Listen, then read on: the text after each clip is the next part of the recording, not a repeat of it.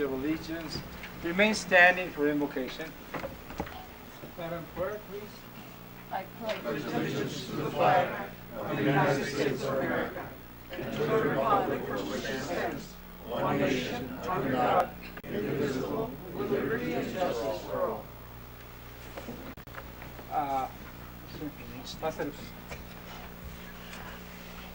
Muchas gracias por estar aquí con nosotros. Sab Crespo is the pastor that will be leading us on an invocation. Por cuanto en mí has puesto tu amor, yo también te libraré. Te pondré en alto porque has conocido mi nombre. Me invocarás y yo te responderé. Contigo estaré yo en la angustia. Te libraré, te glorificaré, te saciaré de larga vida y te mostraré mi salvación. Te doy gracias, Señor, por este hermoso día que me permites vivir. Y me das la oportunidad de pedir por nuestras familias, por nuestra ciudad, pero sobre todo por este grupo de hombres y mujeres que tú has puesto para dirigir, Señor, nuestra ciudad. Padre, te pido que tú les bendigas, que tú les des paz, que tú les des sanidad en sus cuerpos, pero sobre todo les des sabiduría para tomar las mejores decisiones, para traer bendición y prosperidad a nuestra ciudad de Nogales. Una vez más, Señor, te pido que cada decisión que se tome aquí, Señor, sea para bendecir nuestro pueblo, Señor, para engrandecer esta ciudad, Señor. Y también te pido con todo mi corazón por la paz de esta ciudad, porque en la paz de esta ciudad nosotros también tenemos paz. Guarda cada una de nuestras autoridades en función, Señor, en el nombre del Padre, del Hijo y del Espíritu Santo. Amén. Amén. Gracias. Gracias, pastor.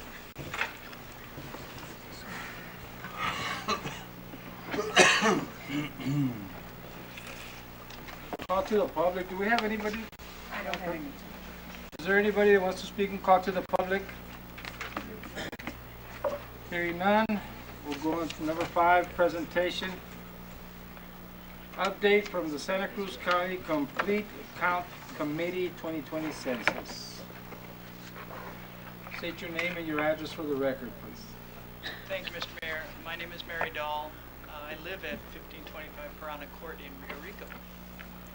And I thank you and Council for allowing us to talk to you just for a few minutes today about the census coming up, the 2020 census. I'm going to start off with a public service announcement that was developed by 2 members of the Complete Count Committee. Well, 1 member of the Complete Count Committee and Robert Thompson of the city, and it's actually really good. Nogales, Santa Cruz County. Every 10 years, the United States counts every resident. It's called the census. The information you provide is protected by law. The 2020 census is coming, and everyone needs to be counted. We need everyone to be counted because the count means more public safety. More housing funds, more welfare funds. Be counted. Isn't that nice? Yeah, very nice. Let me grab it. They did a really good job, and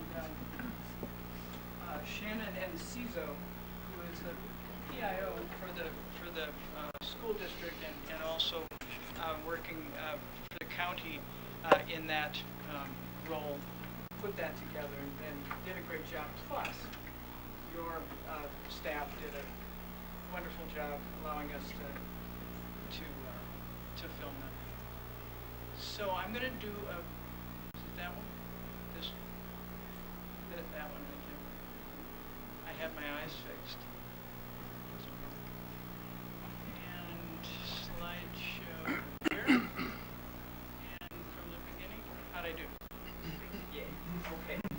So once again, thank you, ladies and gentlemen, for allowing us a few minutes to talk about the 2020 census. Again, my name is Mary Dahl, and I am working for the county on education and awareness about the census. We're not counting people, and none of the people on the Complete Count Committee are counting people. We're just trying to raise awareness and make sure that everybody gets counted, which we know is important. I want to give just a few basics on the census. I think this is going to be a review for a lot of people. It is mandated by the Constitution that everyone in the United States be counted every 10 years. The first census was conducted in 1790. That makes this the 24th census in the history of the United States coming up. This is an image of one of the Census Bureau's informational leaflets. But why do we do the census? It's constitutionally mandated. It determines the apportionment of federal dollars. And we all know that that's important. $675 billion each year is apportioned by the federal government using census data. And that does, when you add it all out, equate to $2,000 to $3,000 per person per year. And that's why it is so important for everyone to be counted, especially in our communities in Santa Cruz County. Also, in addition to the apportionment of federal dollars, it determines reapportionment of seats in the House of Representatives. Arizona has gained seats consistently as it's grown, as we all know, and we stand to gain yet another seat in the House of Representatives based on the 2020 census. So it's important that we keep that in mind and achieve that. Also, it determines the redistricting of Board of Supervisor boundaries and state legislative district boundaries, and those come on after the census information is reported out, and that's important. And of course, it is everyone's civic duty to be counted. I put together just some quick facts and figures, the 2020 or 2010 census data compared with 2018 estimates, and you'll notice that both Santa Cruz County and the city, according to official estimates, showed a decrease in population. I will note that I looked up census estimates through our State Department of Economic Security, and they don't reflect these numbers. They do reflect growth, but therein lies the issue, and therein lies the importance of getting our base year once again reset with as high and most accurate account of residents in our communities as we possibly can. So that's something to understand, is that each year when they re-estimate and they re-project, they're starting with that base census year. So they'll be starting with 2020. The methodology this year is different. The Census Bureau will be giving out what they call invitations. They'll be sending out invitations to participate in the census in mid-March. And there are going to be 3 ways to respond. Primarily, the Census Bureau wants people to respond on the internet, and this is the first time ever that they've done that. They're really very adamant in making sure that people understand that it's confidential. They say it has more levels of encryption and security than your bank account, and all of us probably bank online. So it is. Do I say something about the Iowa caucuses right now or not? I don't know. But it is safe. They want people to respond via the internet. They're going to be able to instantaneously each night update and show us how we're doing with our response rate, which is one of the campaigns I think would be good for us to undertake, and that is a healthy competition amongst ourselves to have the highest response rate in our neighborhoods, and that's one thing we've been working on. You also will be able to respond via phone, and also just good old-fashioned paper forms. So in Nogales, this is one of their maps. This is an official census map, and let's first deal with the legend on the right-hand side. Everything on this map is shown in the darker of the two, purple and green. And what that means is that everyone in the city of Nogales is going to receive notice and invitation to participate in the census in both English and Spanish. So that's the baseline.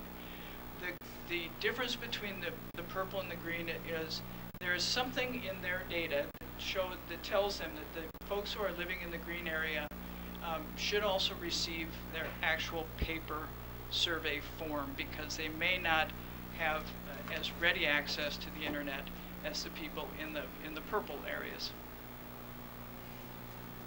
And then there's that little white corner down there, which apparently is where people don't get their mail at home. And again, this is their map.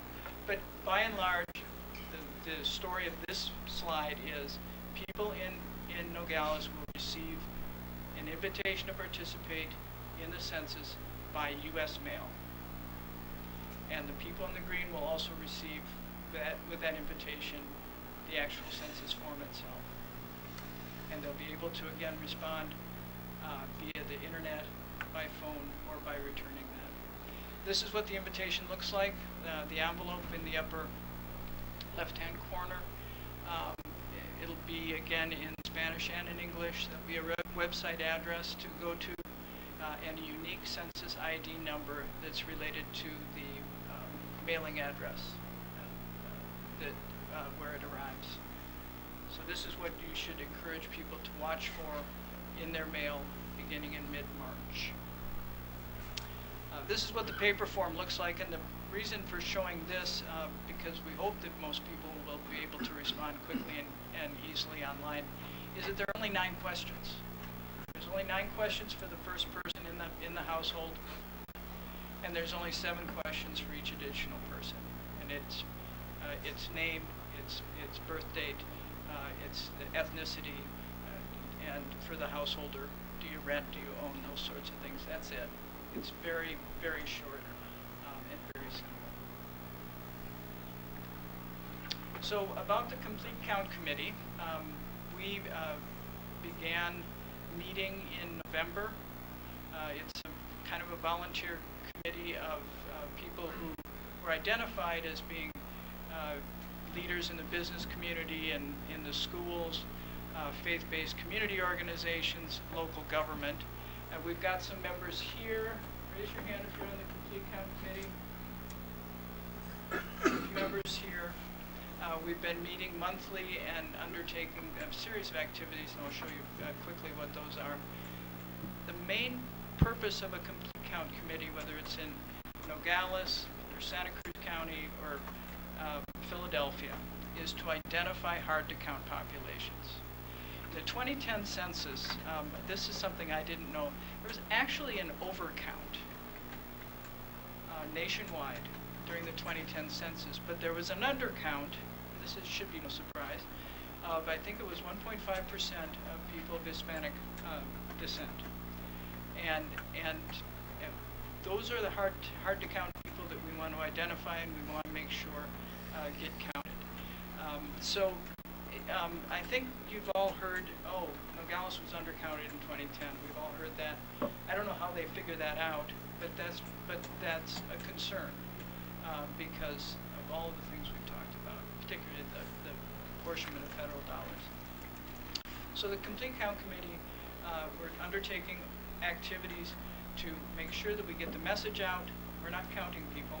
We get the message out. It's easy, it's safe, it's confidential, and it's important to the community. These are some of the activities that we have undertaken. We've had presence out in the community, and we're ramping that up more and more all the time. We do have these PSAs. And the first one that we saw with the Nogales Police Department, all of these will be going out on social media and hopefully shared out through social media. And we think having trusted faces, local voices, and trusted voices will help spread that message. And we're looking at other activities. For example, in later March, we're looking at having public computers. Any public computer can be used to respond to the census, but we're going to highlight that, and we're going to have a census few hours at the public libraries and make sure that people, through advertising, know that they can come and take the census that way. All of us belong to lots of organizations, and all of our organizations can become census partners. It doesn't mean there's a huge responsibility or burden on what you do, but you go online, you become a census partner, you join that community of people who are trying their best to make sure that everybody gets counted in the census. Census.gov/partners, and you can sign up for your organization, whatever kind of organization it is, and become census partners. So with that, I'll be glad to answer any questions and any questions you may want to ask of the other Complete Count Committee members who are here. And we're just going to keep on going and get as good a count as we possibly can. Go ahead. Thank you, Mayor. Mrs. Dahl? At the Nogales Senior Center, we have some people that can't do this census report by themselves. What's available for them? Thanks for asking that question, and I do have one more PSA to show. So, those are called group quarters, and a lot of those group quarters are already being counted. Group quarters such as college dorms, senior citizen homes, prisons, jails, so on and so forth. Those are considered to be group quarters, and they're counted by census workers who come and work with the administration to make sure that people get counted. Anybody, though, that has any concern, they should talk to the administrator of the facility and say, hey, have they come and counted us? We need to sit down and give our data. But it is the Census Bureau's responsibility to identify and count those group quarters. Where did I get this stuff? There we go. I do have one more PSA to show, if that's okay.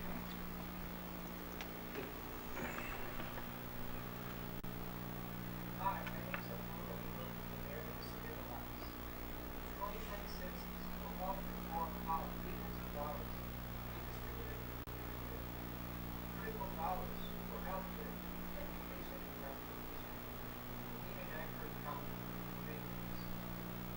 So what we can do today is respond to the census and please keep in mind how important it is to get to the price. Changes start on this 2026 Should get an Emmy with that, huh? At least, maybe even an Oscar. And What happened to again, the volume? Yeah, Shannon and CISO, putting these together, and with Robert's help, it's been a great collaboration, and some really good products. And Yes, go ahead. Councilman Rojas has something to add. Yes, I was wondering if you could bring us up to speed with the Iowa caucus and what happened. What happened there? What are some of the concerns that you might have that could be duplicated? Because really, people have lost some faith in that.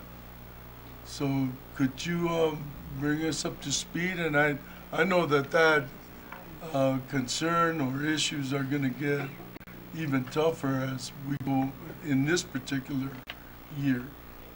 Councilman, excuse me, Councilman, I thought Councilman Hanesian was going to give us a presentation on that. But I do have, Councilman Ron just told me he could do a voiceover on your spot there. You think it would be a good presentation? No, go ahead, Mayor. Thank you, Mr. Mayor. Councilman Rojas, I don't know what happened there. I'm in kind of a personal news blackout, but the Census Bureau is committed to the internet response this year. Certainly, they've been working on it for 10 years. There is supposed to also be a mobile app, which has not been released yet. I think that's almost the thing that happened with Iowa. I don't know, but it is up to the Census Bureau to take that on and to make it work. And like I say, they've been working on it for 10 years. So we hope there aren't any of those glitches. That there isn't like a huge crash on Census Day, April 1st, for example. Are any of those concerns shared with you? Well, not on our level. Okay. We're just trying our best All right. to get everybody aware and get everybody to make sure that they get counted, and they count everybody from, 1-day-old babies to, 105-year-old people.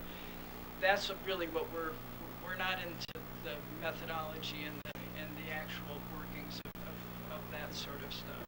And I think that what you said, that they have been working on it for 10 years, because I think that was the problem in Iowa, at least from what I heard, Yeah. was that they didn't vet it well enough. They didn't try it. They didn't look for the weaknesses. They really didn't do it. And that's the embarrassment with Iowa, is that they didn't do their homework. And I do agree that within these 10 years that the Census Bureau has done its job. It's one of the biggest, or maybe the biggest, civilian federal government effort. And so it's, the planning is long and detailed, and we sure hope that goes well. And I think with some of the idea of having a competition between neighborhoods, we're promised that that's the kind of information that's going to be available to us every day. We'll see us being counted, and so anyway, it's going to be. Thank you for the response, Mary. Thank you, Thank Mary. you, Mary. Any more questions? Yes, go ahead, Thank Councilman. you. Mr. Right now that you talked about the groups at the centers and all that, how do they control that they don't get double counted because they got counted at home? My understanding is that if someone of the same name and the same birth date comes into the system, it'll be flagged. Okay. And there will be follow-up by the Census Bureau via phone call. And the same as if you're counted here and you're counted up north or something, those will be flagged, and they'll try to track But them down. a person shouldn't be afraid of just make sure they count it either way, right? And where you should be counted is where you sleep and live most of the time. And for those people that do move around the country, have maybe a second home, that's an important consideration. We encourage them to be counted right here in Santa Cruz County, but it's where you work and sleep most of the time. One thing I'll just real quickly mention, if you have any question about if the person you're talking to is a census person, you need to look at their ID. You need to say, who's your supervisor? I need to call them. Don't be shy, because the world is full of scammers. And don't be shy to say, I need to verify that you are who you say you are. And we've had some stories around, and there is no census worker who is going to threaten you with jail. There is no census worker who is going to be angry that you want to verify that they are who they say they are. So be safe, be smart about that, and avoid that. But most importantly, respond to the U.S. Census. Thank you very much. Thank Mary. you. Thank you. Good presentation. Thank you very Thank you, much. Mary. Number 2, presentation proclamation Early Childhood Education Awareness Month. Mr. Arona, would you do me a favor and read the proclamation for us, please? Mr. Velasquez, would you like to say something? Or maybe he wants to read the proclamation. Do you want to read it? Do you want to read it? Good man, Matreo. Now my early childhood education skills are going to be tested. Good evening, Mr. Mayor, City Council, members of the community. The Santa Cruz County School Superintendent, in partnership with some other organizations in Santa Cruz County, first things first, Santa Cruz County Libraries, Mariposa Health Center, Child and Family Resource Centers, and we have some people here that are here to support us. We have Los Padres Director from our home visitation grant. We have Danitza Lopez, the Director of the Santa Cruz Libraries. Ms. Reese and Ms. Rosas, our leadership from our Head Start programs, and of course, Mr. Young, our Chief Deputy. Before I begin the proclamation, several activities have been scheduled for the month of February as Early Childhood Education Awareness Month. Today we had the Chamber of Commerce breakfast, and Dr. Verona was there. We have Ms. Kramer, who organized this event with us in partnership with our office and our partners. We are also, the reason for doing this is to make sure that we bring an awareness of the importance of early childhood in our county, and also to make sure that we have the support of our business organizations and civic organizations, as well as city and county government, and also to recognize 4 pillars in our community who are going to be recognized at an awards excellence luncheon on the February 20th at the Americana. You will be receiving an invitation tomorrow morning for this event, and the 4 people are Dr. Eladio Pereira from Mariposa Health Center, Ana Maria Coppola for her work with special needs children. We will be recognizing Debbie Curley from the U of A Cooperative Extension, who was critical in getting this program off the ground with me, and also Karime Valencia, our preschool teacher at Lincoln Elementary School from Nogales Unified School District. So I hope you will join us in that event. Proclamation, Early Childhood Education Awareness Month, to raise awareness of and build public support for the importance of early childhood development and health. Whereas, early childhood years are when the brain grows and develops the most. In fact, 90% of a child's brain develops by the age of 5 before they enter kindergarten. Whereas, scientific research has shown that a child's experiences in their early years affect how their brain develops. Research has also proven that kids with quality early childhood education experiences do better in school, are more likely to go to college, and have successful careers. They also tend to be healthier and demand less from the public welfare system. Whereas, the goal of the Santa Cruz County School Superintendent Alfredo I. Velasquez in 2020 is to raise community awareness about the support system Santa Cruz County has for families that have children from 0 to 5 years of age. Whereas, several entities working together for February as Early Childhood Education Awareness Month are Santa Cruz County School Superintendent's Office, University of Arizona Cooperative Extension Santa Cruz County, First Things First, Mariposa Community Health Center, Family Resource Centers in Nogales, Patagonia, and Rio Rico, Nogales, Santa Cruz County Libraries, Santa Cruz County, Nogales Unified School District, Santa Cruz Valley Unified School District number 35, Patagonia Public Schools, 6 and 20, Sonoita Elementary District number 25, Santa Cruz Elementary District number 28, charter schools, private schools, Nogales and Rio Rico Head Start Centers, Child and Family Resource Centers Incorporated, preschools, and child care providers. Whereas during the month of February, activities oriented toward young children include the Santa Cruz County School Superintendent sponsoring the Rita on Santa Cruz initiative, which promotes early literacy in our schools. Santa Cruz County Public Schools sponsoring various early childhood events, initiatives in their respective school sites throughout the entire month of February. The Santa Cruz Regional Partnership Council, First Things First, holding its 9th annual First Things First celebration, the Young Child Community event on February 8th, bringing together the community partners to provide elements of early childhood development, parent and family education, and health, while providing a fun, safe, and event for parents and families with children birth to 5. The Santa Cruz County School Superintendents and the Nogales Rotary Club Excellence Luncheon with early childhood educators to recognize the leaders of our Santa Cruz County early childhood education. Story time and family fun after school at the Nogales Santa Cruz County Libraries. Now, therefore, Go ahead. Mr. Mayor R. Garino, Mayor of the City of Nogales, do hereby proclaim February 2020 Early Childhood Education Awareness Month. Very good.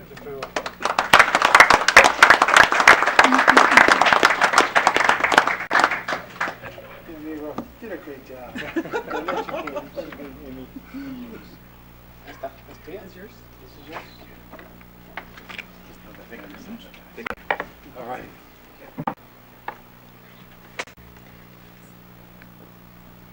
Thank you.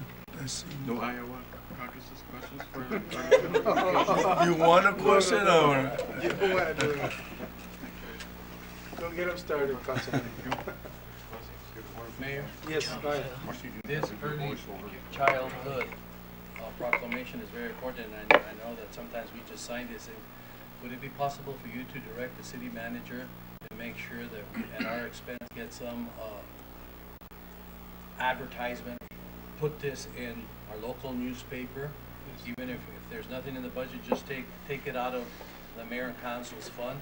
But I think this is very important that we should have it printed in the paper. Yes. Go ahead, just keep that in mind. All right. Got it. Is the newspaper here? No, compañero. Mr. Mayor and the City Council, I hope that you will be in attendance on February 20th to support this. We also have the reading initiative that we will ask you to be partners with. So we look forward to your partnership and on other activities as well. Thank I'll you just so look much. at the schedule that I have. I might be able to. Thank you.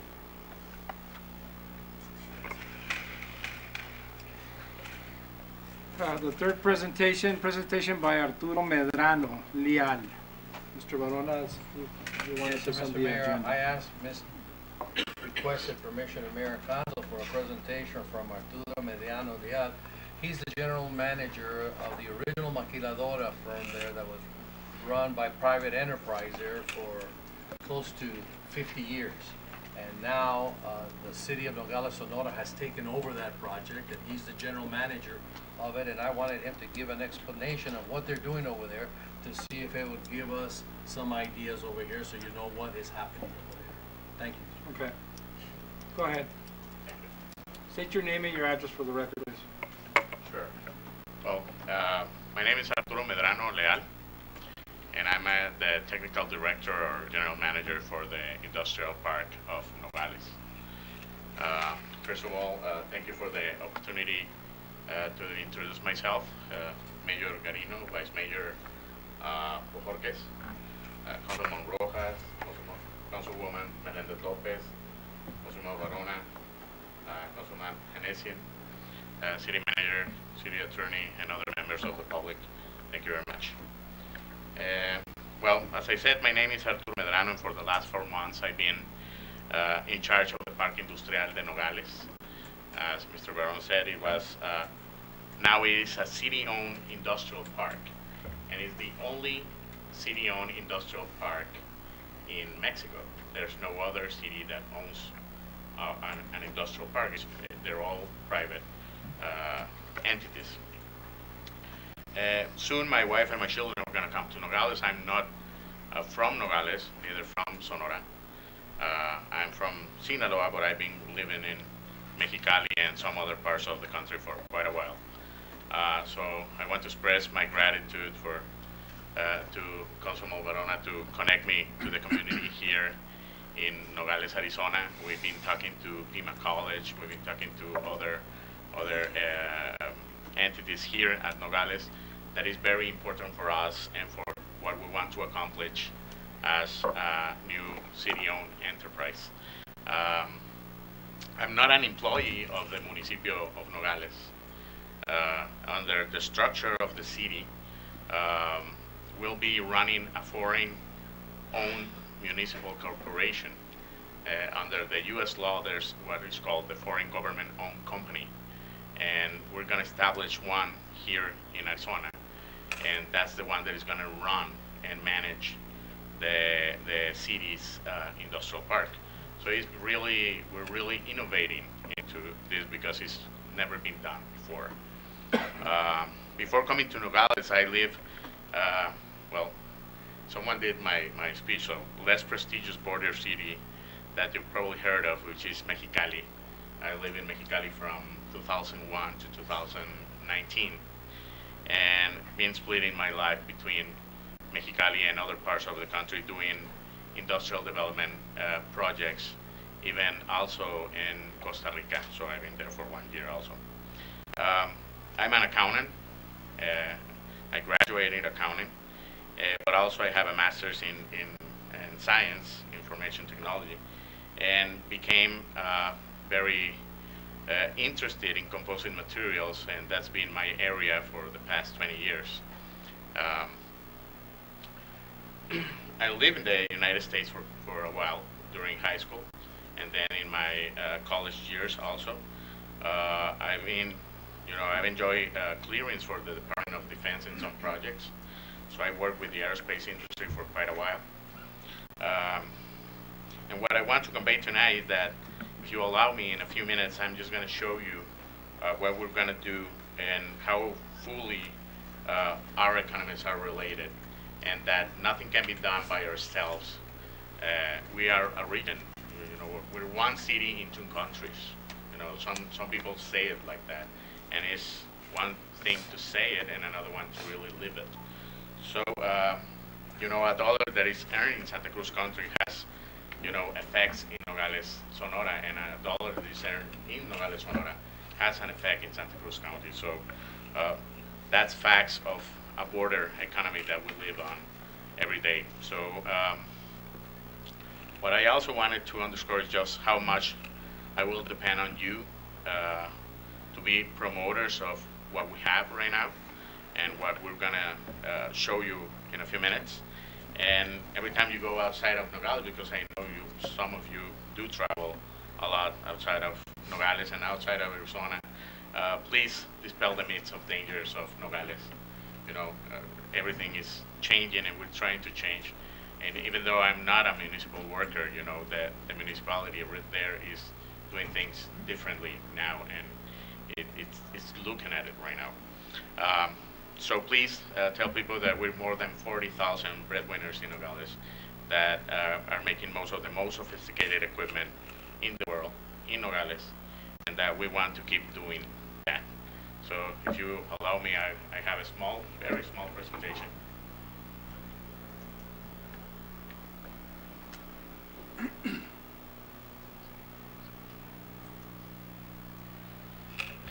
Okay, the industrial park is a trust. That's how the city manages the park. And since August 28, 2019, it became, again, part of the city management.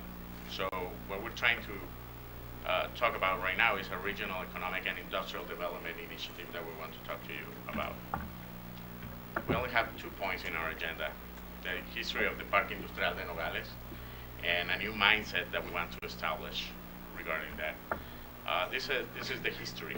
In 1969, 140 acres, more or less, of land was designated for an industrial park. But there was no people in Nogales, Sonora, that knew about industrial development. So they reached out to Nogales, Arizona. And there were some investors here, the Campbells, that took over that enterprise, and they started construction on February of 1969. And in April, the park was inaugurated. For 30 years, the deal was for 30 years, the Campbells will manage the park and get companies to establish on the new Maquila regiment. And they were there for 30 years, very successfully. But that contract, the 30 years, ended in 1999. And the city didn't have an idea on how to manage a park. So they ended up awarding a new contract to a new company that was established by the Campbells called Pinta, and for 20 more years they managed, again, the park. And in 2019 the contract ends and the administration decides that the park, it's time for the park to be managed by the city. I was in Querétaro doing projects on proposals for the aerospace industry, and they called me and said, we have a park. What do you think we can do with it? And it was really interesting that when we started looking at the law and what we can do, we have enterprises in Mexico that are owned by the state. Federal, state, and municipal level can have companies. So it's not probably the best example, but Pemex is a state-owned company. CFE, which is the electricity company, is also a state company. But they were not companies owned by a municipality. So my idea was to create a company owned by a municipality. And, well, they hired me because of that. So in December 2019, we started signing temporary contracts with all our current clients. We got the park around 80% occupancy for the park. And right now we have it close to 92%. And by the mid this year will be 100%. So the park is going to be totally full. 1.3 million square feet, totally full. And we need to open a new park. That's actually something that's going to come here. So this is the park when it was inaugurated in 1969. And this is the park now. On the left, you're probably not able to read all the list. And that was on purpose, actually. But those are the companies that are on those different buildings. We have close to 30 different buildings on the park, 1.3 million square feet.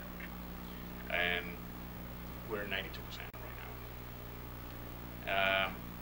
But what is the new mindset?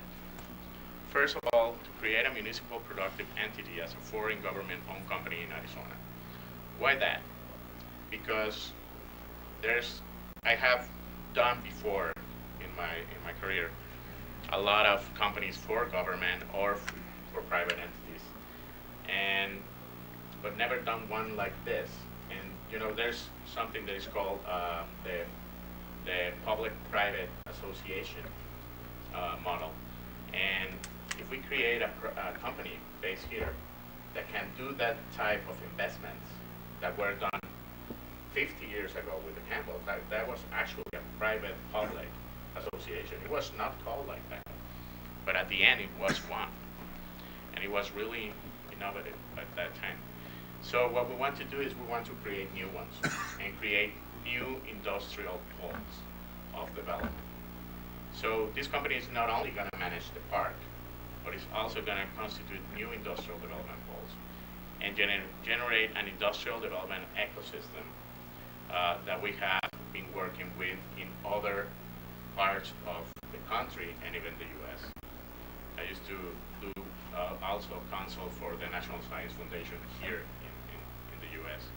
So every January we were in Virginia, in doing that. So all this is something that we saw elsewhere, and we're bringing that to the region, to both Nogales, or, well, Nogales, let's just call it that. So we also want to develop workforce technical specialization to focus on investment and become the cornerstone of a new industrial promotion strategy. So you probably have read about Calibaja. Calibaja is an initiative that is California and Baja California that has been working for probably around 12 years so far. And whenever they go to a fair, for example, an aerospace fair in England or in France, they don't go as Mexicali, and they don't go as San Diego, and they don't go as Imperial Valley. They go as Calibaja, as a region. They promote themselves as a region. And that has brought a lot of benefits to the region in both sides of the border. If we think of Mexicali and Nogales and their sister cities across the border, we're pretty similar. So whatever was done there can be done here. But we really need your help on that, and that's what we wanted to share with you. And if you have any questions, actually the next slide is just going to be my data. So you're free to call me, email me, ask anything, send jokes, whatever. Feel free. Pues sabías que somos tocayos, ¿no? Yeah, I was going to say, but because of the protocol, I had to call you Major Marino. Major Tocayo is all right. Tocayo is okay. I knew you were a good guy because of the first name. There you go. I want to thank you very much for doing the presentation. Were you gonna say something? Yes, thank you, Mayor. Thank you for your presentation, Arturo. This is something that I hope Mr. Johnson, as being the new city manager, can capitalize and work together. We talked previously during our study session about economic development. Maybe they need some help, maybe we need some help also, and maybe, like Mr. Medrano says, we are one city, just in two different countries, but we're side by side, and see what we can work together to capitalize their program and hopefully bring some job opportunities here in our community. Yeah. Go ahead. This is something definitely worth pursuing a partnership with. I'm really interested in it. We were talking the same language in the study session. I'm really interested in the model, and so I really want to talk more about this. Sure. Thanks. Sure, please, feel free. Good job. Okay. Yeah.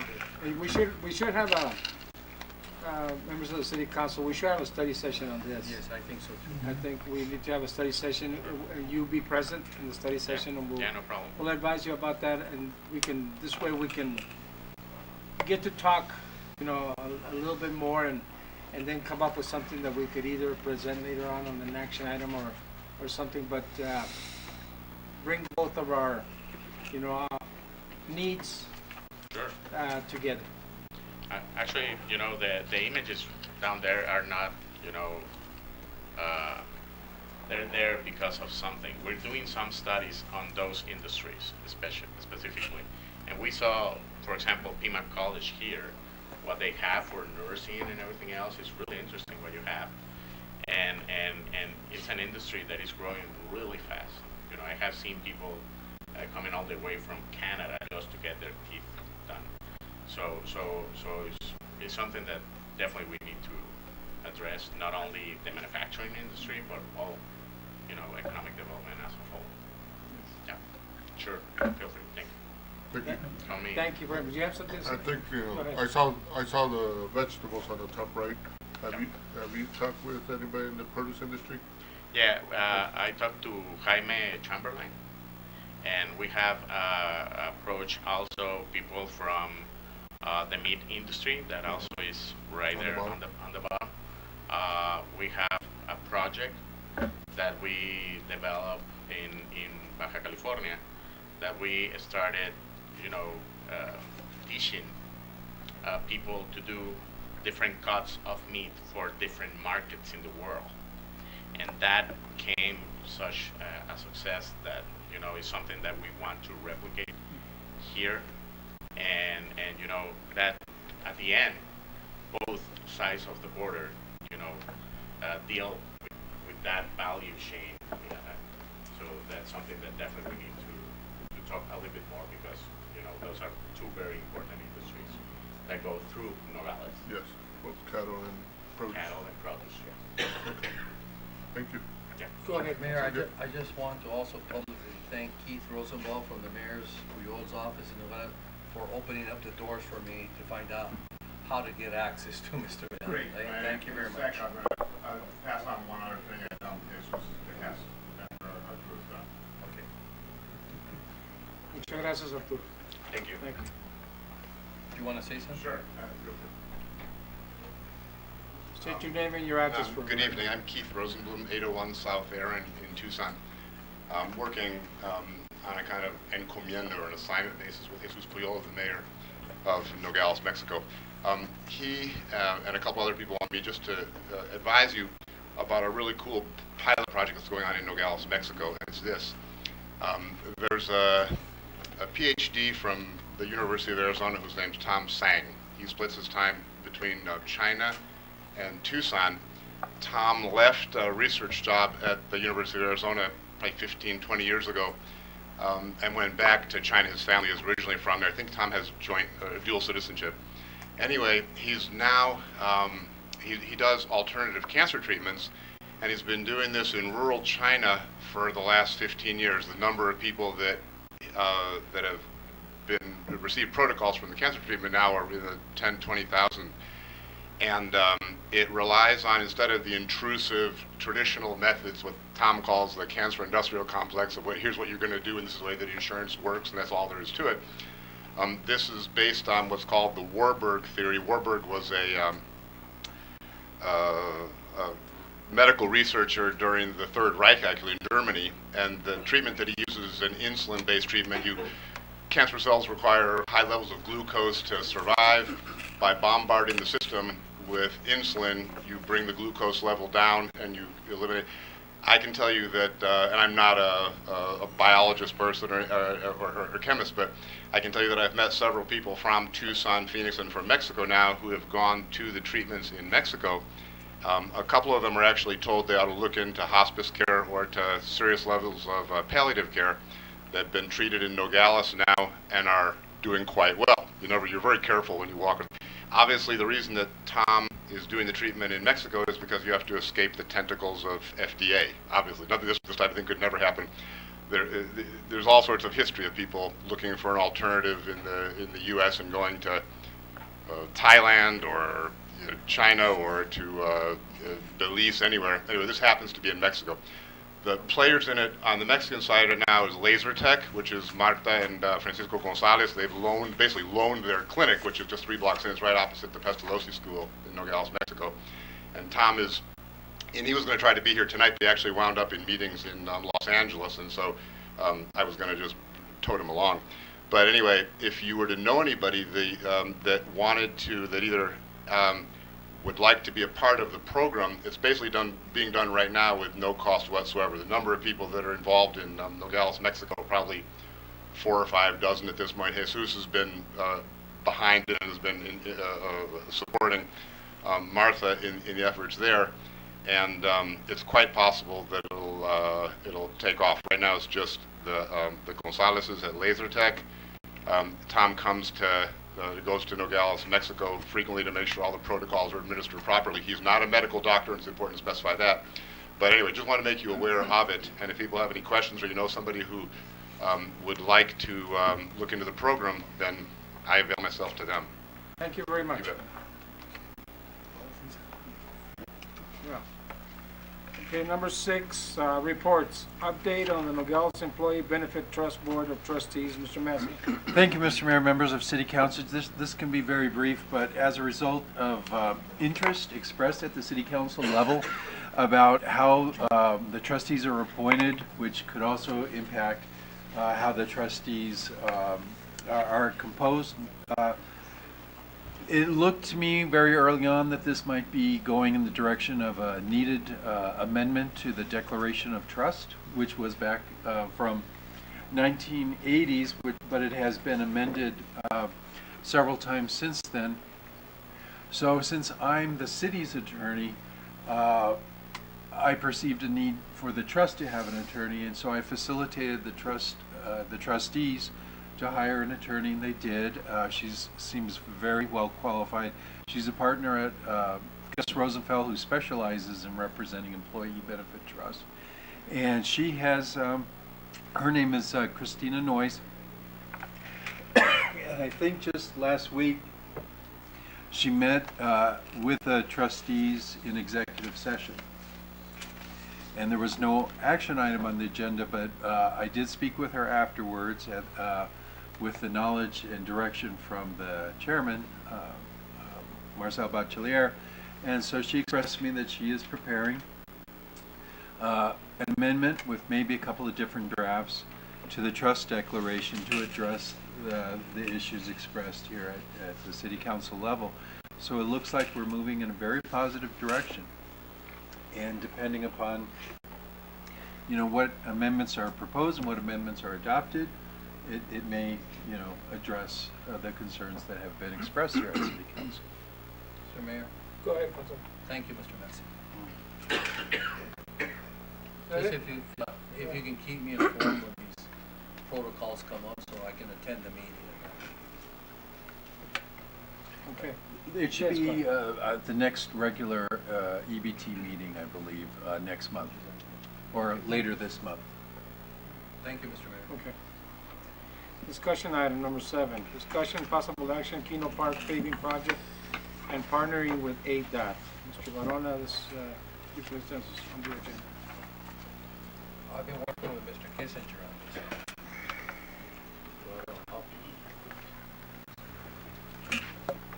Thank you, Mr. Mayor. Go ahead. So I've been trying to work with ADOT to see if I could get ADOT to pay for the asphalt to pave the Keno Park driveway and parking lot. Unfortunately, ADOT has indicated to me that they won't be able to assist us with that funding. My recommendation to the board and the mayor and council would be to give us direction to include it in our street projects.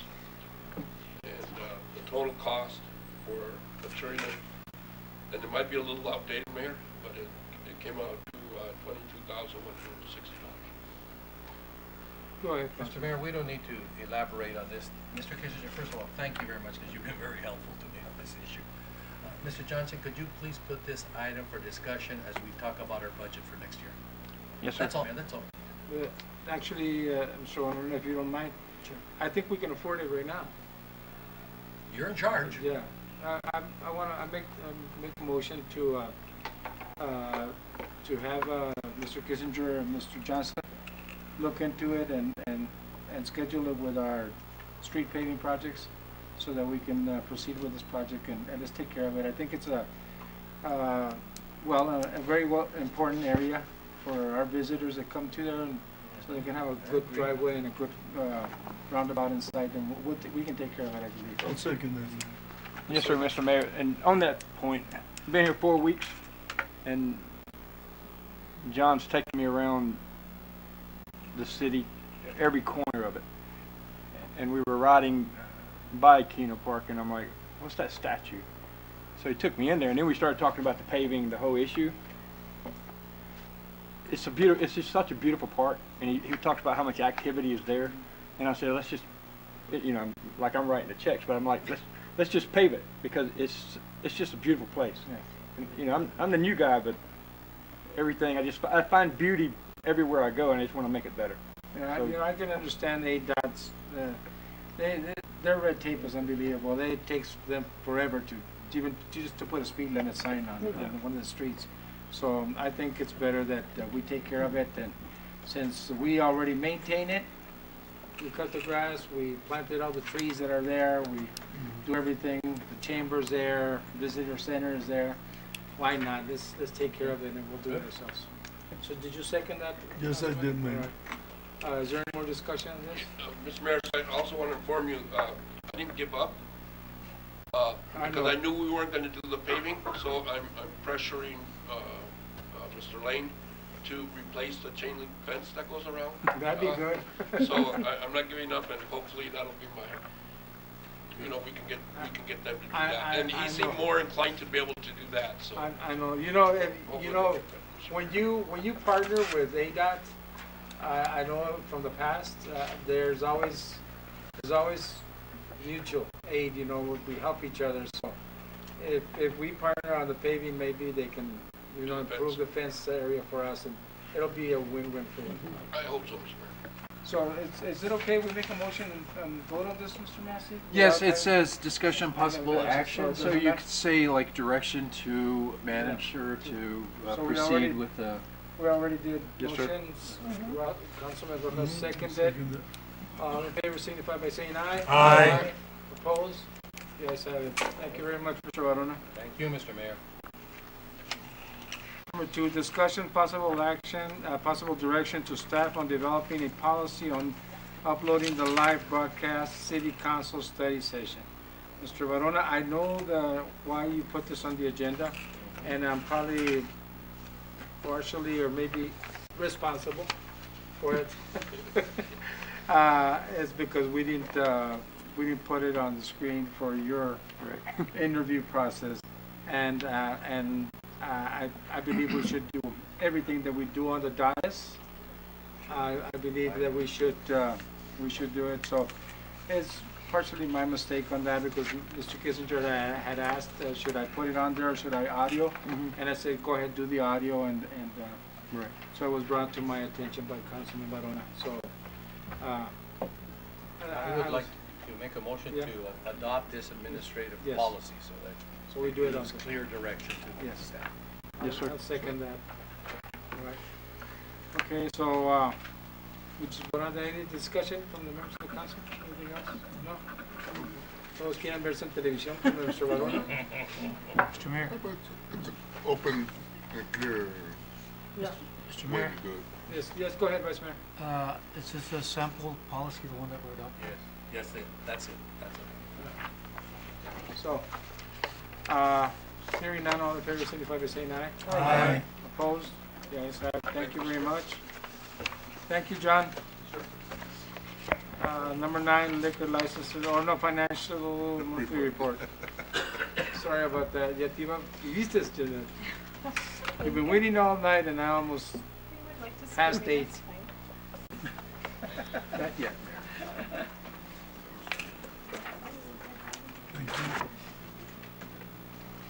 Ya está sentado, güey.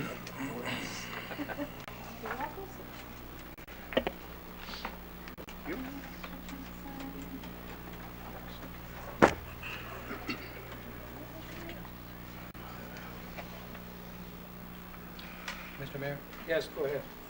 Mr. Johnson, if you could just please, there's been some presentations, but I've always said that one of your main responsibilities is to make sure that we're prepared for everything. These things and some other things, please get it into our packet so we can study. There's some comments. We need to study these things before then just handing them out like that. It gets difficult for me to prepare myself like this.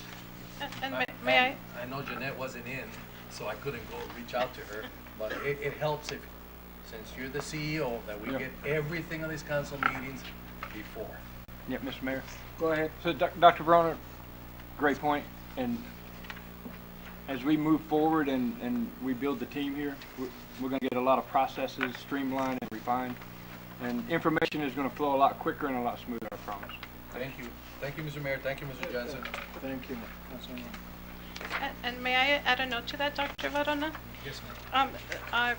It was my intention to add this in the packet so you could have it, but I also wanted to include the January investment statement, so unfortunately it wasn't available to until the 1st. And then I also wanted to include the sales tax monies that we received on Friday, which was late in the afternoon. I thought it was important that you have that information for to know where we stand. So you have in front of you the financial report through December, which represents 50% of our budget.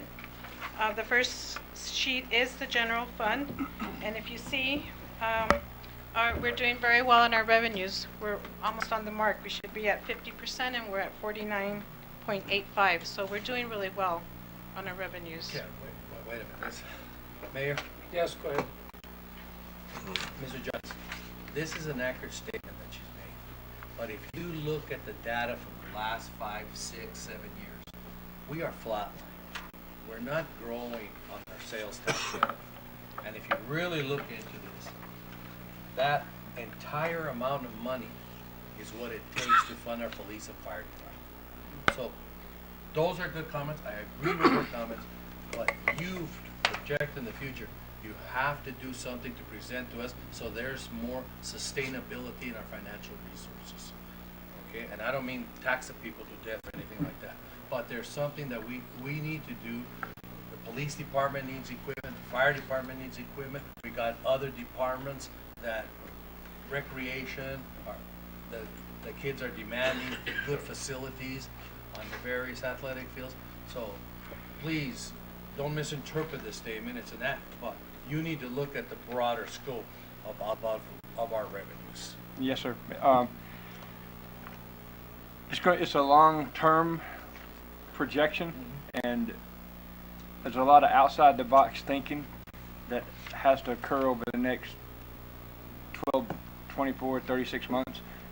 I'm going to look at any avenue possible to build revenue streams for the city of Nogales, outside of sales tax, because we have to do something more than sales tax. In addition to bringing more retail and sales tax capability here too. So, understood. Mr. Mayor, Mr. Johnson. Yes, go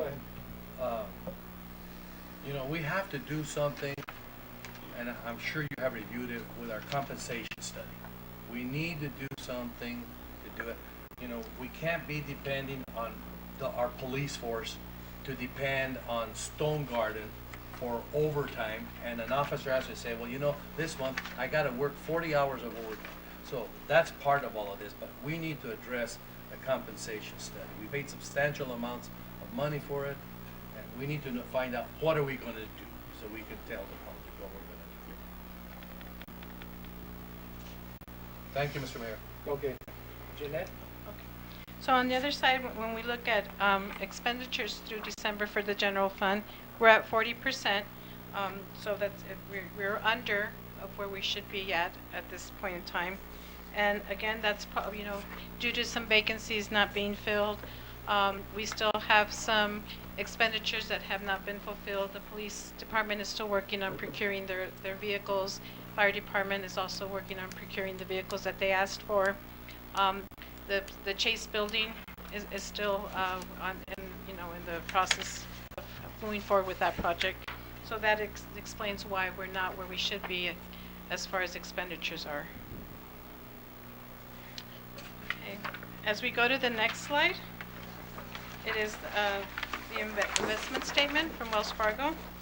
If you look at the prior year's balance and compare it to where we were at January 31st, you'll see that our balance did increase by almost $1 million. Again, as we go through the month, any excess monies that we have in the checking account that we don't need easy access to, I move it into the money market account so we can earn interest on it and in the future benefit from those funds. If you look at for the year, which is only 1 month, we earned almost $30,000 in interest on the money that we have.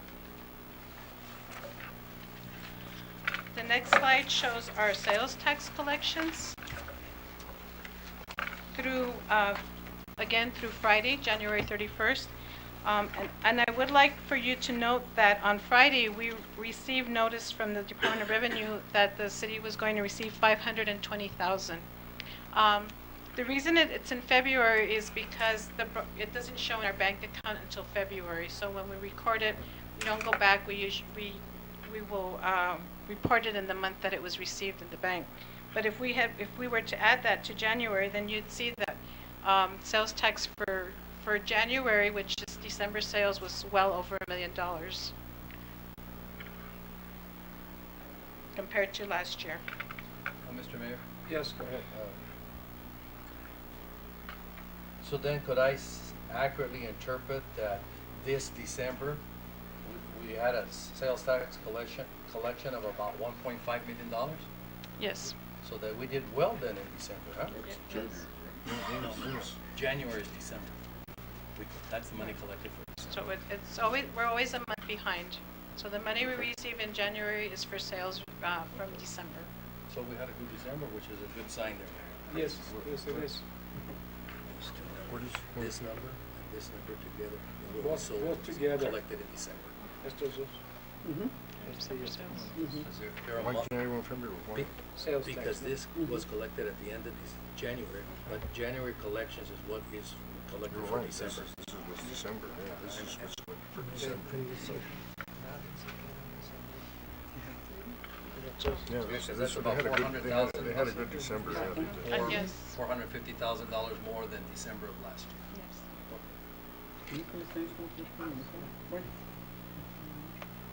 Okay to move on? Yes, go ahead. Okay. So the next slide shows where the departments stand through December. The ones that are highlighted are the ones that are a little bit over the 50%, which is MIS. And again, because MIS pays their annual maintenance up front, so they'll tend to be higher at the beginning and then they'll level out towards the end of the fiscal year. And the other department is cemetery, which is at 60%. And there were some operational changes that were made, and the original plan was, I don't think it didn't fulfill the needs that they had. So they did have to bring in some temporary staff to address the maintenance of the cemetery. But those individuals are no longer working, so that should be also come down and level out as well. But every other department is significantly lower than the 50%. Well, Mayor, Yes, go ahead. You know, I think every one of the individuals on this dais, the mayor and every single member, has a very conservative approach to the finances, extremely conservative approach. And the data here indicates that the administrators, the administration as a group, is holding the line extremely well on our expenditures. Yes. So that's a big plus here, Mr. Johnson, that you're holding the line, and Mr. Kissinger, when he was in charge there, holding the line and watching and vigilant so we don't have financial problems. We're flatline, but we're watching ourselves. Thank you, Mr. Mayor. Thank you. The next slide is the fund for the Highway User Revenue Fund, which is the money from the state that is used to maintain our streets, our local streets. As you see, the revenue is higher than the 50% at 62. There was some additional funding that was awarded to all the cities that was not taken into consideration when the budget was prepared. So we're 284,000 more than where we should be at. But on the same token, our expenditures are not at 50% as well. I know that in the very near future, there's going to be significant work done on many of the streets. So we'll probably see that percentage increase rather quickly before the end of the fiscal year. And the same for the overweight fees, because I know that it's going to be a combination of both funds that are going to be used to pave the streets and chip seal and all that. I don't know if you remember the presentation Mr. Guerra made last month. Yes. Mr. Mayor, Mr. Johnson, that's 72% of the actual instead of 50%. But staff came to the council to ask for permission for that expenditures, and we did approve it. And I thought it was an excellent idea that we buy a new paver. We're not going to get things done with our streets if we don't get the proper equipment and training for that. So I wouldn't say it's out of proportion, but they came to us and we agreed with the objectives. As long as we don't go over the 100% mark, you have something to stay with in the next 5 months. Yes. But I think it was a wonderful idea to get the paver and then show the community we can get things done. And I also would like to add that the budget for overweight fees as far as revenues is concerned was, we budgeted much less this year because of the SR 189 work that's going to start. So I didn't really know when they were going to start withholding 50%. It looks like they haven't yet, but I know that in the near future that will happen. So just for information, on Friday, we're going to be paving Sonoita between Plum and Walnut. Oh, It's good. already complete today. They compacted everything and they put the new service lines, the water lines and everything. They're going to be doing the paving on Friday. That project will be complete. Mayor, did they finish Perkins? They're working on it. They're still working They're on working that? on the infrastructure. So are we gonna finish the projects? Yes, everything is in line. Also, Frank Reed and the sidewalks on Frank Reed, everything is in line with the Excellent. schedule. Thank you, Mayor. Mr. Mayor? Yes, go ahead. Mr. Johnson, what about Madison, where the senior center is, and they did that new construction for the infrastructure there with the water lines, sewer lines? The street is not in very good condition since they ripped it up. And is that going to stay the same, or are you planning on redoing That's that? going to be redone also. It's going to be redone with the same paving project of Perkins. It's all in the same packet. When will that be done? I don't know, what's the time, John, on the infrastructure part? On the lines and I don't know, but I'll get you that, Okay. I'll get you that answer tomorrow. Thank you, thank you. But they already started. yes.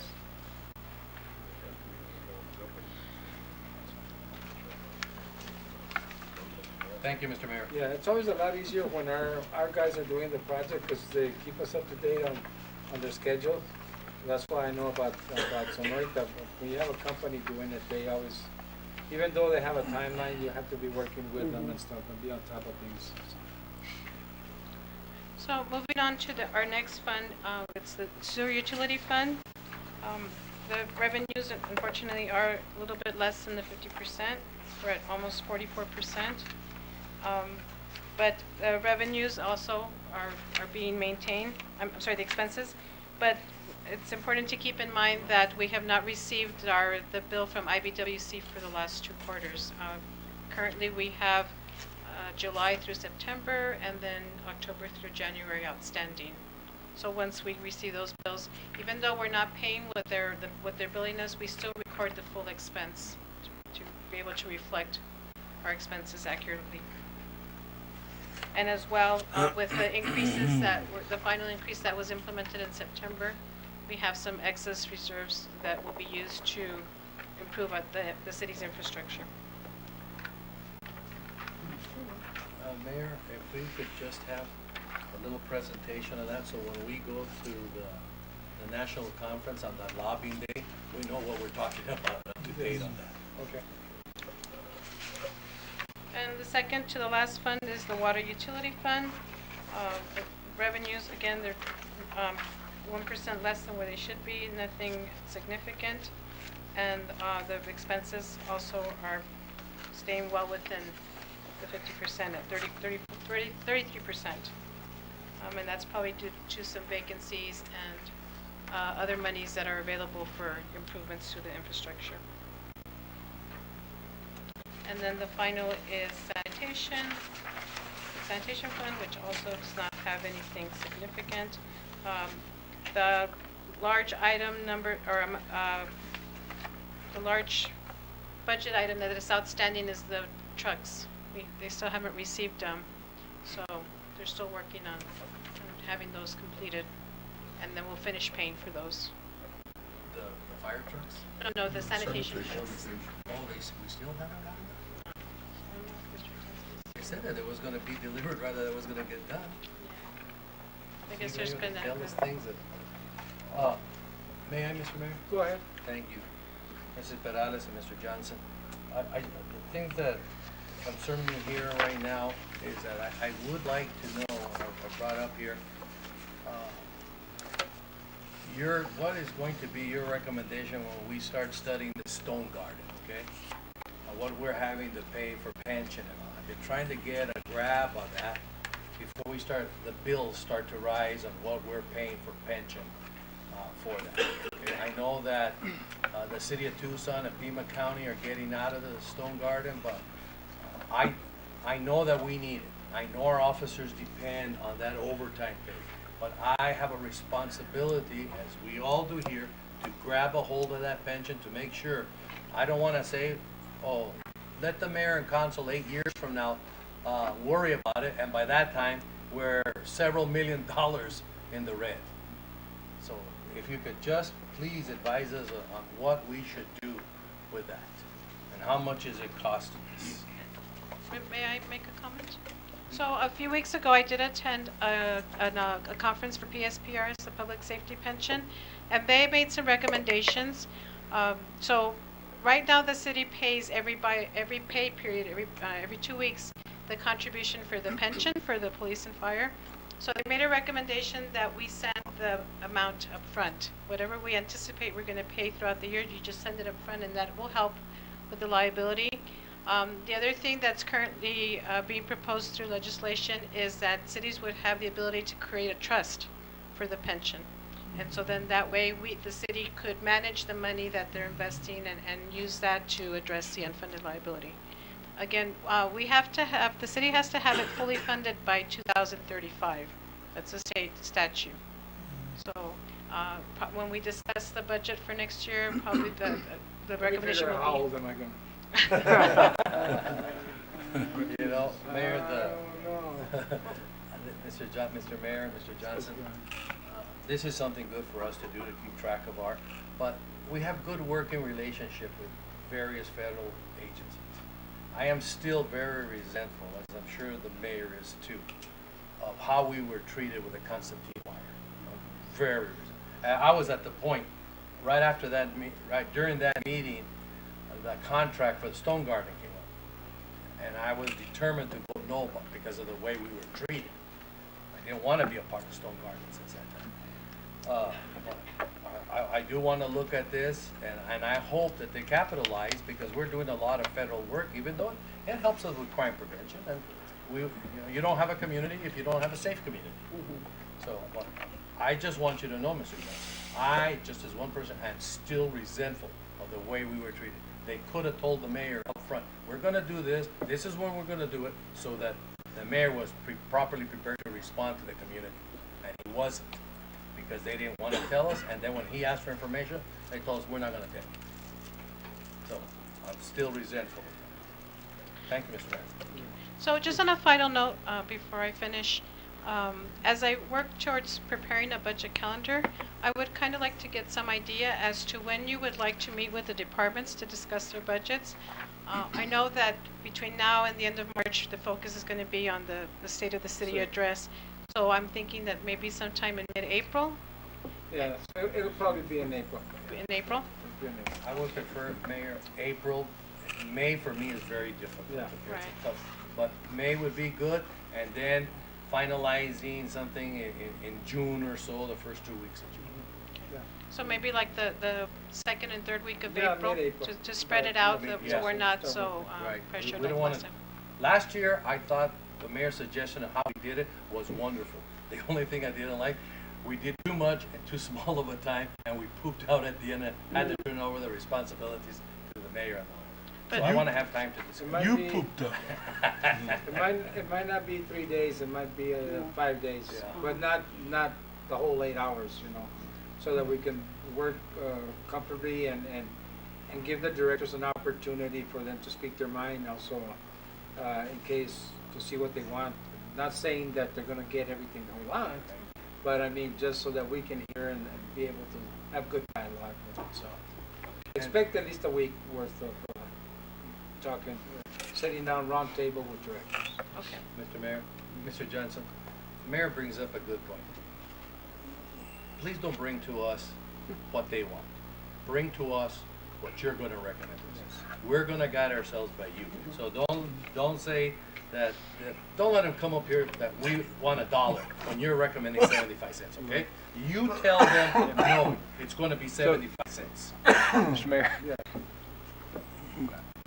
Good comments. I'm glad you said it. And just to let everybody know kind of how I do business on the budget. You have your Christmas list, your wish list. This is what I want. I want in the world, and we all want everything. It's got to be justified, though. And it's got to be justified by, hopefully, workload analysis, or this is what we do. This is what extra we're doing now, and this is why we need extra bodies or extra whatever, right? So that's kind of my mindset. You can wish for the world, but if you can't justify it, it stops here. So I'm going to say no, because I'm not going to waste your time. Because I'm going to bring you a very valid request that hopefully will be just unanimously approved, and there's not a lot of discussion on it, because I don't believe in a lot of fluff or a lot of waste. Not like bigger budgets where you ask for everything, and even if you don't spend it at the end, kind of how that works. I believe in kind of lean and efficient, and just try to justify everything we do. So, thanks. Well, I hope that you're the person that says, it stops with me, not with the mayor and council. This is what's going to the mayor and council. It will, Dr. Barona. Yeah, Jeanette, again on Stone Garden, I mean, do we have an idea how much the overtime is costing us As far as pension? as far as the pension? No, I don't have a good idea, because when we report the wages to public safety, it's all, commingled together. So it's hard to be able to break out and say this part. But obviously, we know we're shelling out so much money, we're getting so much money, and we're giving out so much money. That's correct. So I mean, there's got to be a percentage that we're putting in to the pension. So currently, the overtime percentage of the pension levy is about 18%. So on the money, just as a quick figure, on the money we're getting from Stone Garden, we figure 18% of that the city's putting in. So when I did the calculation, it's about 11% is Stone Garden of the total 18. And what does the federal government say about that? I mean, do they just say that they don't cover that, or? So again, the dollar that we pay out today, we get the dollar back, and they return the dollar to us. But unfortunately, it's what's going to happen. In the what's future. costing us 11%. Yes. Well, let's figure out exactly what it is. Let's so we don't just saying 18 or 11% or what, right? Because then we got to figure out how we're going to fund that. Right. And again, when the budget discussions begin, we will have to talk about, sending additional funding to begin of reducing that unfunded liability. Right. Mr. Johnson, just a little experience I had when I was a director is that the city manager at the time, and every year was the same, she would say, and she would get all the directors together before you started, and she'd say, all I want to let you know is you need to cut your budget by 10%. Se acabó. So we all knew what we had to do before we brought it to her, before we took it in front of the city council. So if you look at it and you look with all the directors and talk with the directors before we come together as a council, and you think that something has to be cut, I'm not saying 10%. That I think is a good key to let directors know. Directors know how to work their budgets. If they know that they have to cut, they'll figure it out, you know. And at Public Works, we had to nitpick at every department. There was 7 departments I had to work with, from sanitation to fleet. Everything had to be cut back, and I would talk to the supervisors, and some of them didn't like it because they were expecting a backhoe, but they weren't getting a backhoe this year. You know, they're getting new tires for the old backhoe, stuff like that. But you would cut it, and then when you present it, it usually worked really good, and it was very well accepted by the council at the time. So, you know, I would work it that way, and then maybe like Mr. Arona said, when it comes to you and you kind of finalize it before you bring it to the same members of the city council, we kind of are in tune with everything with you and the directors. Even though we'll probably eventually hear from the directors, because we do want to hear from the directors at the same time, but I mean, you should have meetings prior to that. You know, just giving something out there. You don't have to do that.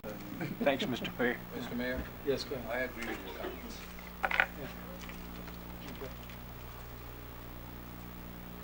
Jeanette.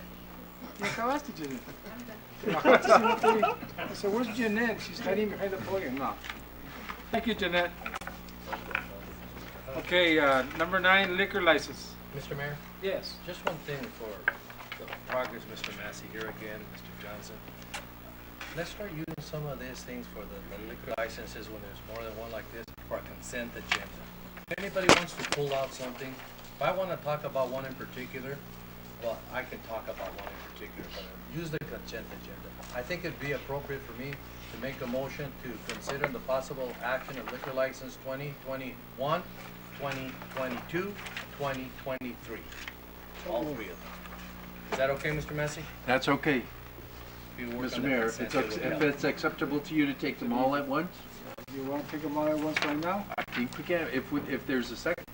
So, okay, we'll do this now, and then we'll talk about the consent agenda issue when we come to the next council meeting, okay? All right, then, who's making the motion? Mr. Arona, are you making the motion? Sir, Go ahead. I did already. Oh, you did? It was seconded by Mrs. Melendez. Okay, seconded, all right, that was a quick one. I like it, all right. Is there any discussion? No? Hearing none? All in favor, signify by saying aye. Aye. Aye. Opposed? The ayes have it. Todos los borrachitos have their licenses already. Hey, ¿oíste? Estoy hablándoles a ustedes. No, well, you got your license, okay. Number 10, orders. Consideration and possible action of order 20202003. So move, Mayor. Second. Oh, Okay, discussion. yes, Mayor. Go ahead.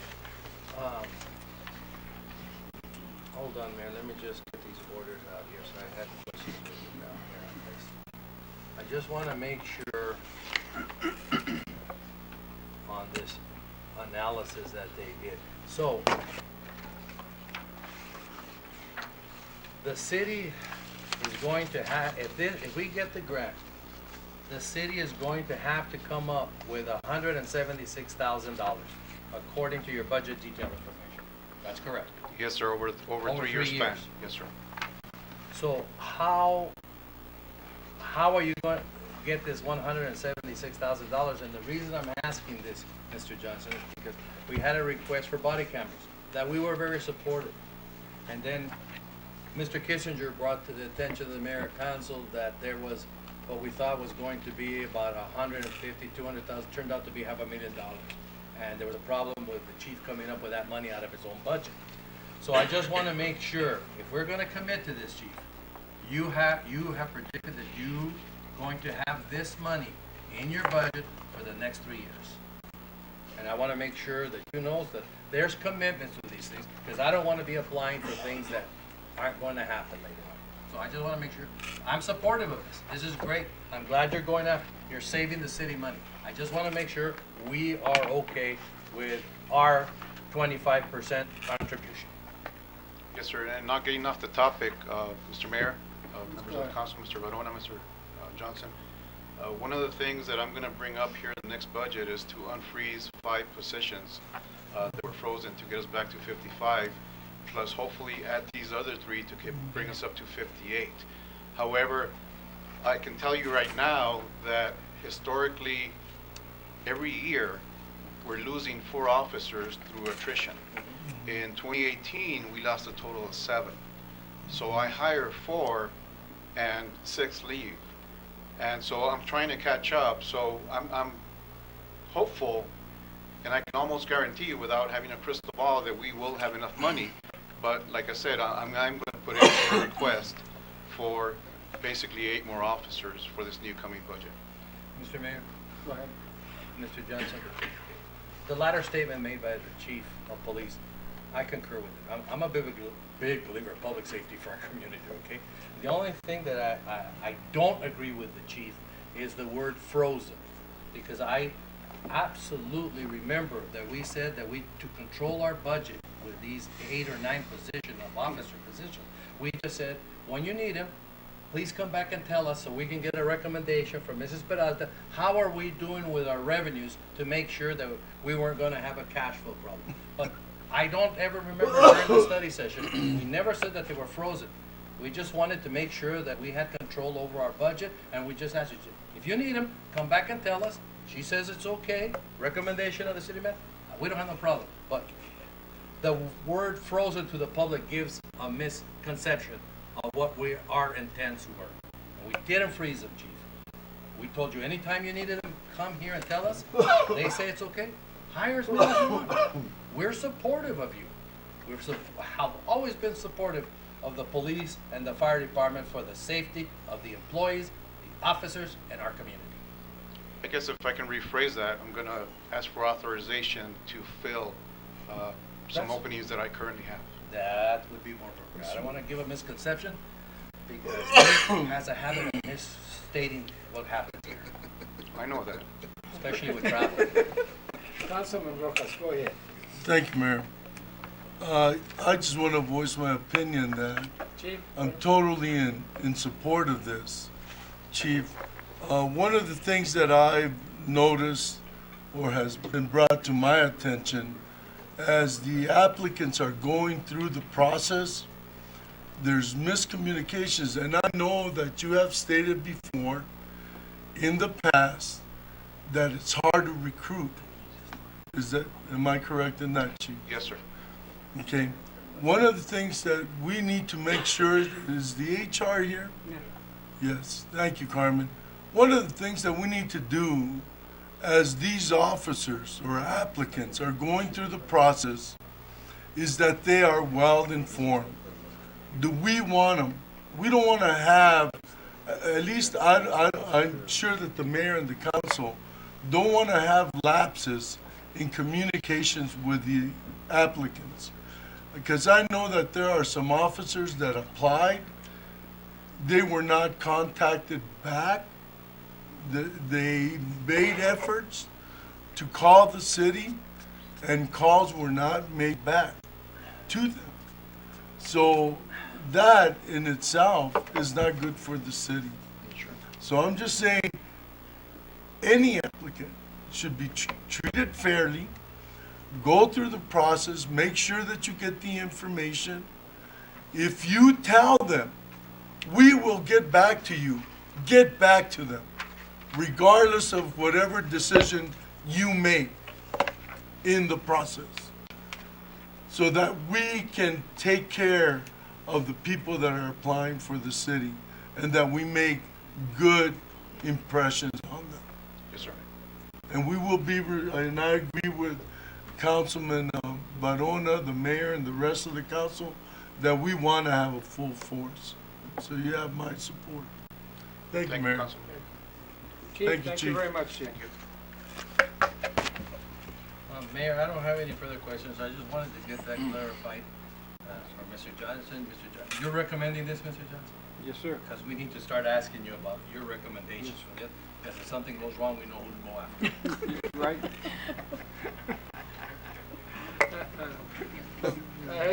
We had a motion. And a second, Mayor, yes. Do we have a third? I call for the question. Okay, right, there we go. That's what I wanted to hear. All in favor signify by saying aye. Aye. Aye. Opposed? The ayes have it. B, consideration and possible action of order 2020-02-004. So moved, Mayor. Second. Discussion? Can we just have Or a do we have a background? presentation? Yes. Hello? Is there anybody going to do a presentation on this? John? Maria? No? We actually we were not planning to do a presentation, it was just a matter of adopting it. Adopting it nomás? Questions? Did you, Yeah. was there any questions from the members of council? No, it's not so much a matter of adopting it. I don't vote for anything unless I know what I'm voting on. I read this. I want to hear your overview on this, how you came about it, Okay. and then I have the questions. Maria, please.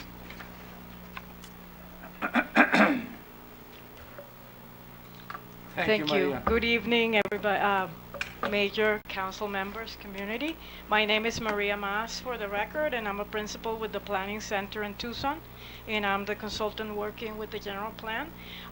What you have there is a new requirement of the Arizona revised statutes that requires all of the general plan updates to adopt early in the process of general plans updates or the adoption of a general plan, a public participation plan that outlines all of the processes and what your schedule is going to be, a tentative schedule, and it sort of like includes all of the information that the public may have, like why are this mandated, the legislative background, and all of those kinds of things. So if you go through the document, it's simply kind of like giving an overview of all of the Growing Smarter Act and the legislative framework, and it all comes from the statutes.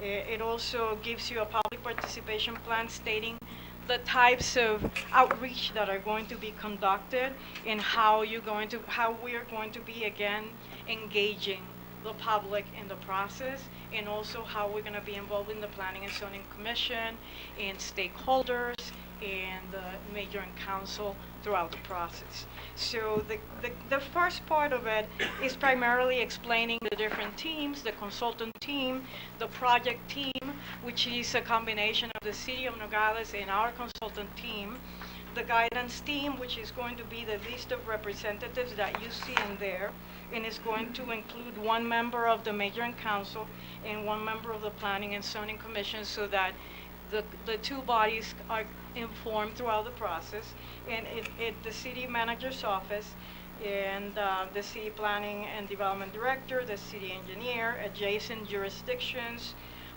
as required by the statutes, and the southeastern Arizona government, SIGO, which is the regional agency, and Arizona Department of Transportation, Santa Cruz County Flood Control District, Santa Cruz County Planning Director, Nogales Airport, school districts, major employers, public landowners, including BLM, the State Land Department, military, any other that we identify during the process, a Chamber of Commerce, and any other representative acting in a technical advisory capacity within the city, county, or region.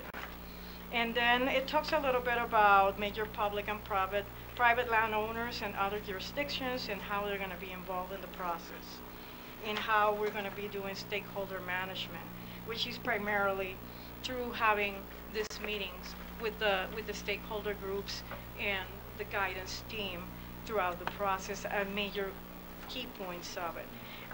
The last few pages, from page 7 to the end of it, is actually the policy that you're adopting, which is based on the statute's requirement, and pretty much includes a lot of the language on the statute, which includes provide opportunities for effective and continuous public participation throughout the general plan update and major amendments planning process, and to make reasonable efforts to involve the public and affected entities in the planning process of the general plan, and to also make sure to have transparency of all of these decisions in all of these bodies, and to provide information in key ways to every type of the segments of the population, and ensure that you're addressing all of the income levels and all of the ethnicities in all of those groups. So that policy pretty much summarizes and outlines what we're committing to do, and is responding to the statute's requirement.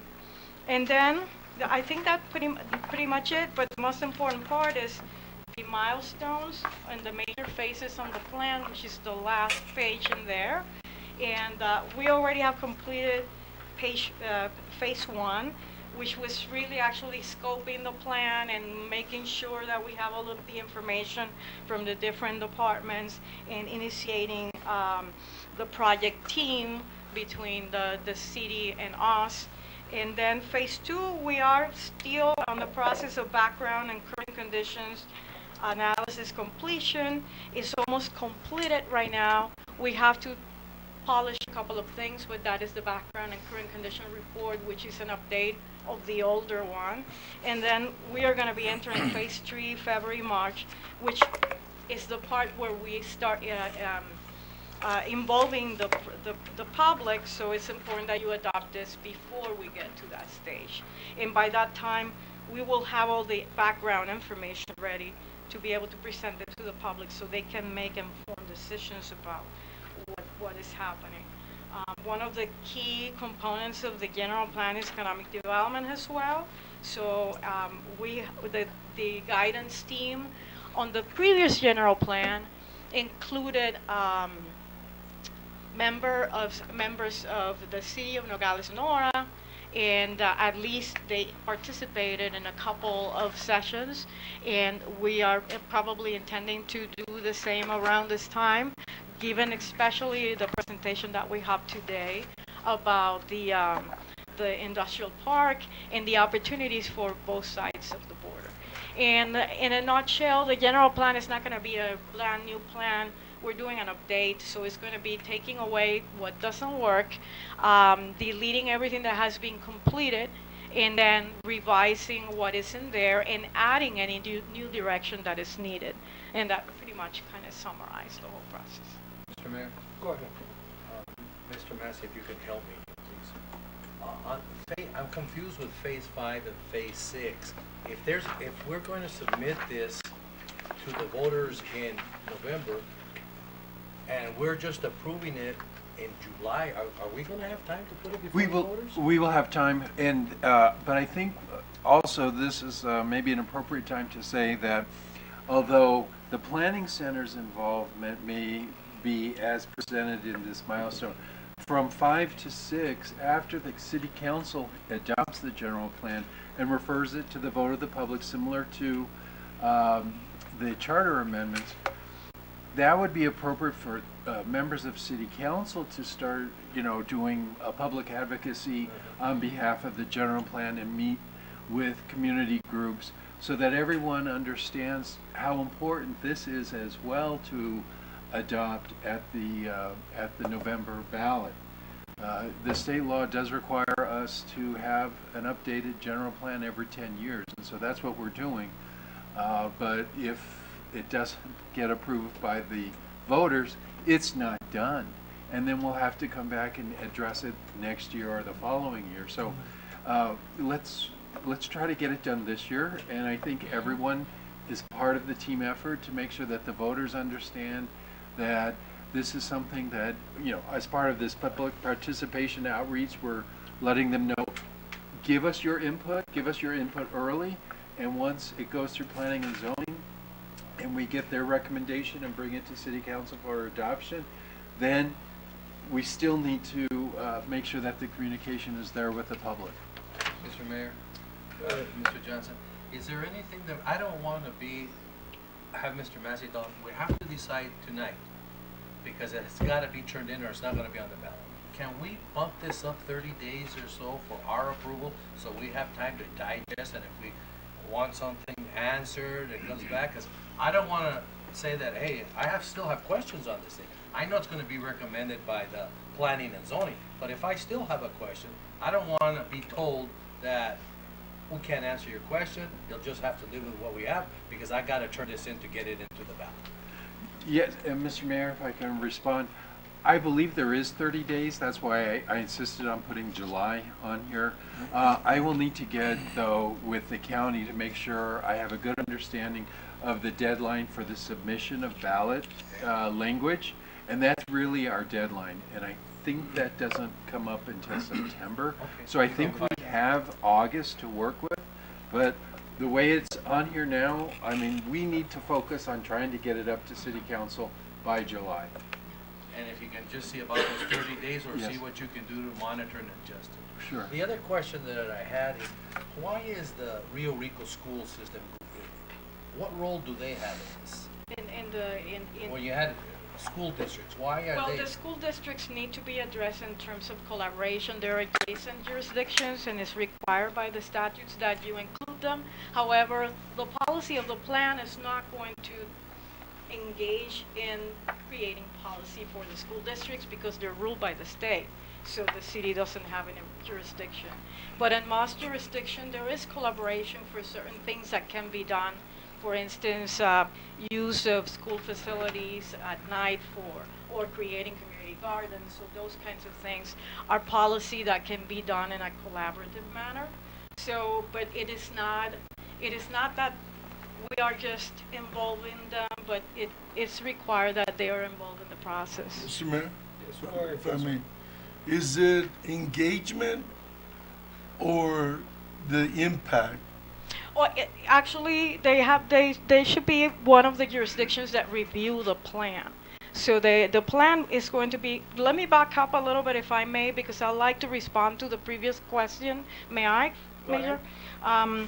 The draft that's supposed to be ready at the end of March, and that means if we go aggressively with the process of the engagement, is after that draft is completed, that you will have there is 60 days that you have, all of the agencies that are reviewing the plan, we need to transmit the plan, the draft to them for them to review it.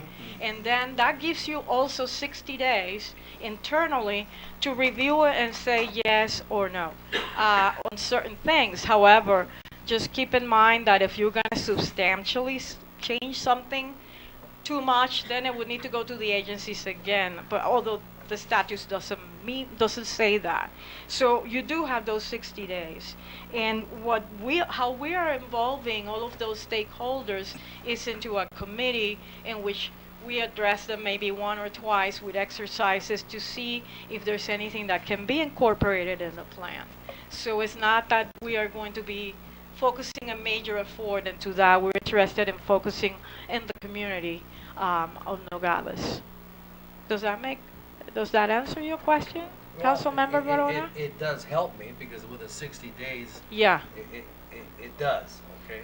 And that is even I did before see that. adopting it. Yeah, that's even before adopting the plan. So you do have 60 days to kind of digest it further and decide any revisions you might want on the final draft before it gets adopted. And we could have a study session with Mayor and Council if that's a desire. That would probably be very helpful, just to make sure, I'm probably gonna guide myself with the recommendations of the Planning and Zoning Commission, but I just don't wanna be placed in the corner. That's why I'm bringing this up right now. And actually, in the month of March, we are planning, or maybe at the end of this month, a study session with Planning and Zoning and a study session with Mayor and Council to just walk you through all of the requirements and the new requirements of the general plan, because the older general plan, there's new requirements there that need to be met. So we will walk you through all of that. and for that, we will do a presentation. All right, and, Mr. Johnson, you're recommending this? Yes. Well, Mr. Mayor, I don't have any more questions, as long as the city manager's on record that he's recommending this.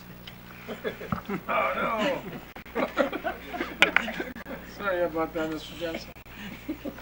Thank you, Mr. Mayor. Is there anything else, members of the city council? Did we have a motion on this? Yes, we did. Do we have a second? Do we have a call for the question? Call for the question. Okay, see, 3 of them. That's good. Okay, all in favor signify by saying aye. Aye. Opposed? The ayes have it. Thank you very much. C, consideration and possible action of order 2020-02-005. So moved, Mayor. Thank you. Second. Thank you very much. Discussion. Mr. Mayor, Go ahead. I just want to bring this up because sometimes we think that there's a lot of people that are viewing our council meetings while they're being videotaped. So I just want to say that we've already discussed this, we've already approved this, we've already agreed on this. We only got one person that had a bid of $1,500, plus they have to pay $3,000 of all of our expenses. We need to make sure that the people that are watching this, Yes. that they know what's going on though too. That's why I asked for these presentations. Thank you, Mr. Mayor. Okay. Call for the Call question? for the question, sir. There you go, Councilman. All right. All in favor signify by saying aye. Aye. Aye. Opposed? The ayes have it. D, consideration possible action of order 202-02-006. No. So moved, Mayor. Second. Thank you very much. Yeah, do we want to put on the record, Mr. Mayor, that... Yeah, Mr. Hanesiak, we do As long what as he you... doesn't participate. Right, to make it clear that Yes. he's, Yeah. because they're being voted on, by roll, not by roll call, but by just oral motion, bless you. Mr. So we'll just point out that Mr. Hanesian is not Massey, participating. could you just give a little bit more insight about Mr. Henesian's on this for the public that's watching? Oh, certainly. Make sure that they don't think that this is a behind-the-scenes deal. No, and it has in no way been a behind-the-scenes deal. All he has to and do it's- is close his eyes. Yeah. But my point was just to make sure that it's not lost in the confusion of the vocal motion that Mr. Nessian is not participating in this particular order because he has an interest in, as the seller of the property that the city is purchasing, and the terms are in front of mayor and council, and so that's just the record that I wanted to make. Yeah, Mr. Mayor? Yes, go ahead. Mr. Massey, please, how did we come up with a $35,000 figure to make? I want to make sure because of Mr. Henry, everybody knows it's crystal clear.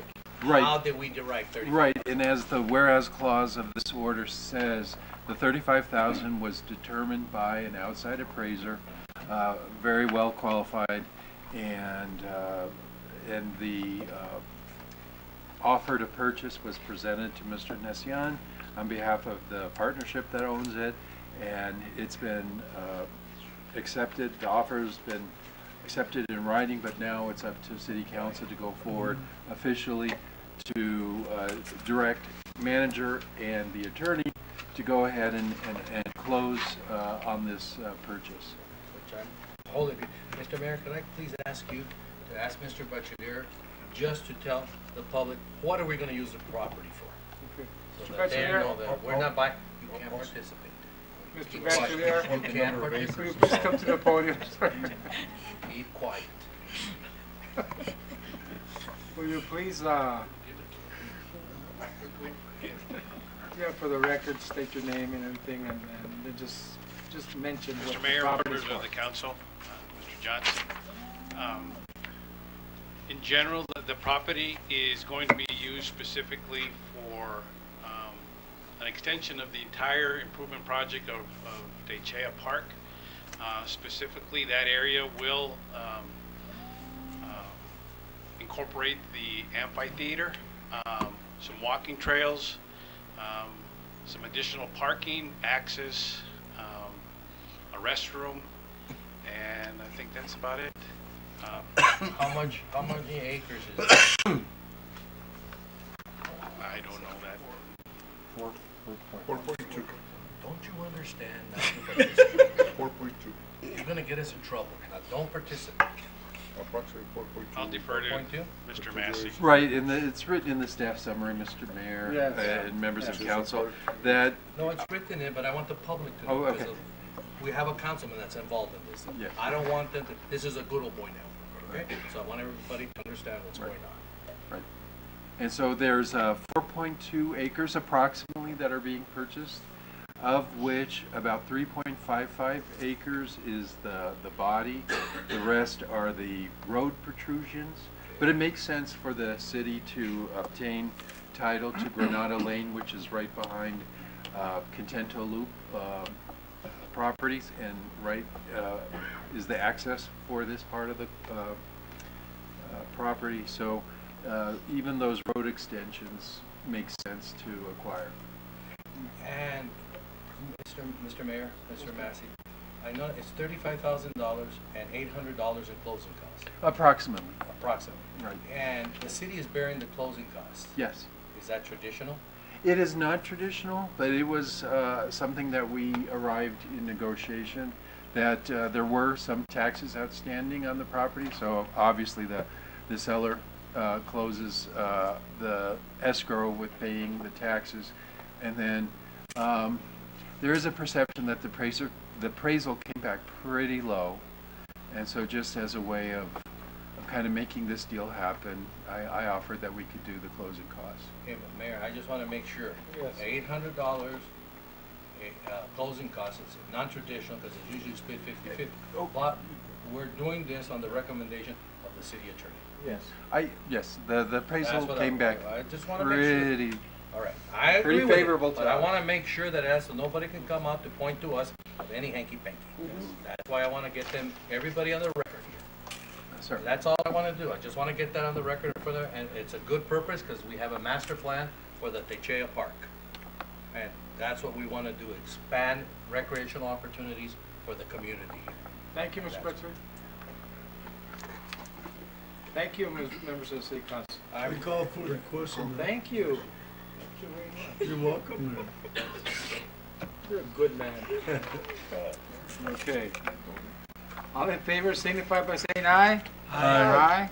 Opposed? I don't know, Mayor. Yeah, ayes have it. All right. Number 11, Mayor and Council's report on current events. Let's start with the Vice Mayor. I don't have anything for this one, Mayor. Good man. Mr. Hanesian. I have nothing that I can add to what Mr. Varone is going to say. Good man. Mr. Varona. One item, Mayor. Go ahead. I attended, along with my wife, they had a ceremony at the Special Collections Library at the University of Arizona pertaining to honoring Governor Raul Castro. And I was there, they had a good attendance there, they showed all of his artifacts and everything. They talked very much about the house on Crawford Street. They talked, people from out of town talked so well about Nogales. It was just so nice to be there. There were some people there that have left Nogales but were there and talked about how much they missed Nogales and everything. I thought it was just a great project that they're doing, that the governor donated that house. The only thing that they did say is that sometime this month or early March, the construction plans will be ready and will be put out to bid. And the gentleman did say, the dean of the school also said, and we're going to, by next month, we will get this project going and we're going to be taking out permits.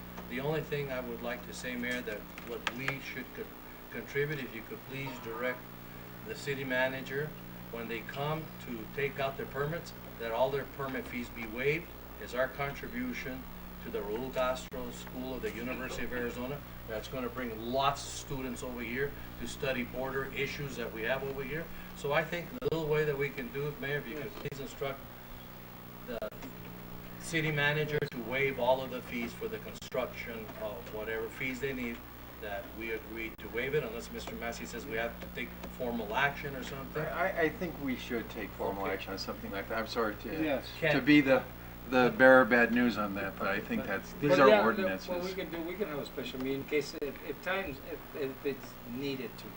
We can have there is no problem with us waiving it, is there, Mr. Massey? I think we, in But I the mean, process as of a some sort of an agreement of, Yes. you know, like a development agreement of some sort. Can you look into that, Mr. Massey? Because yes, I would really like the University of Arizona, for all they're doing, building and putting money into our community there, that they see may not be a lot, but at least there's goodwill in this. Yes. Are we gonna have the cost in there? The cost of the fees and all? Yeah, I don't know. That's up to the city when they submit, that they would be, putting the cost on it, and then that's when we know how much we have. Okay. Huh? So if we could Okay, do that, Mr. Johnson, and make sure that your staff knows that we're in the process of waiving those fees for that, the university. We'll work on it. We'll work on it, definitely. Okay. Thank you, Okay. Mr. Mayor. Okay, next. That's it. Now. Mayor, I've been very busy. Basically, I attended a Little League regional meeting with 11 states and over 360 Little League fanatics, and down in San Diego last weekend, and actually 2 weekends ago. Basically, like I've said before, we secured the regional tournament for the last 2 years, for the next 2 years, this year, 2020 and 21. And it looks like I'm close to 90-95% of securing a state tournament also for seniors baseball for this year, which would be from July 6th through the 15th here at War Memorial Park. Oh, great. And then Sunday I attended the Tohono rodeo, and also talked to them about getting some more grants to help out our community with not just baseball, soccer fields, and other recreational things. Then one thing, I also attended a fresh produce with a suspension agreement meeting, which was held last Tuesday. USDA is bringing in over 35 new employees. A lot of them going to be from out of town, so we should be getting more people here. And also, they're looking at getting 60 more for the grape season, which starts in May. You know, as of April 1st, every tomato load that comes in through the border, 92% of them had to be inspected. In the past, only 8% of them were inspected. So there's going to be a lot of more employment increasing here. The gentleman with right now that talked, Arturo talked about the industrial park. There was talk with Mexican growers that I know about maybe even in the past everything used to be inspected in Mexico at Nogales, and ever since 9/11 they took that pleasure away, because it was a very good way to do all the inspections in one place at one time. And now we got all the inspectors running around throughout the warehouses and all that. So if something could be done at a general inspection service here in the U.S., I think that's a very good Right by the board. Right by the board. Yes. Okay. So that's why I told him I like to talk to him, see what could be done. That's all I've got for now. We have that study session, that'd be a good topic for Yes. you to comment to Arturo. Yes, Okay. Good job. Thank you. Councilman Rojas? I don't have. Good man. I wanted to be a good man, that's why I don't have any. You've been good all night. Yeah. There's only one of them that's been One's been asleep and the other one's been really active. No, I didn't say anything. Gonna buy us dinner with $35,000. I know. Councilwoman? Okay, we are working now with a project of the Butterflies Art Contest. That project will be on March, and we're involving the middle school students, and they're going to be on display at Garden Park for 30 days. I also attended the Kino Border Initiative Across the Line. It's a program that it's unbelievable. I mean, they're working and helping so many migrants, and they want us to be together in that project, and it's really something that I wasn't expected. They just bought a new building. It was a $2.5 million building, and it's unbelievable. The work they're doing, I mean, and if in any way we can help as a city or whatever, they're more than welcome to have us there. So it was really a very, very good experience. That's it. That's it? Yes. All right, I'm gonna skip 1, 2, 3. I'm gonna skip 3 of them, all right? January 16th, I was invited by the Board of Realtors to the breakfast. Good meeting. We talked about what the city's been doing, our plans for paving streets, parks. They wanted to know all about that, and also about economic development.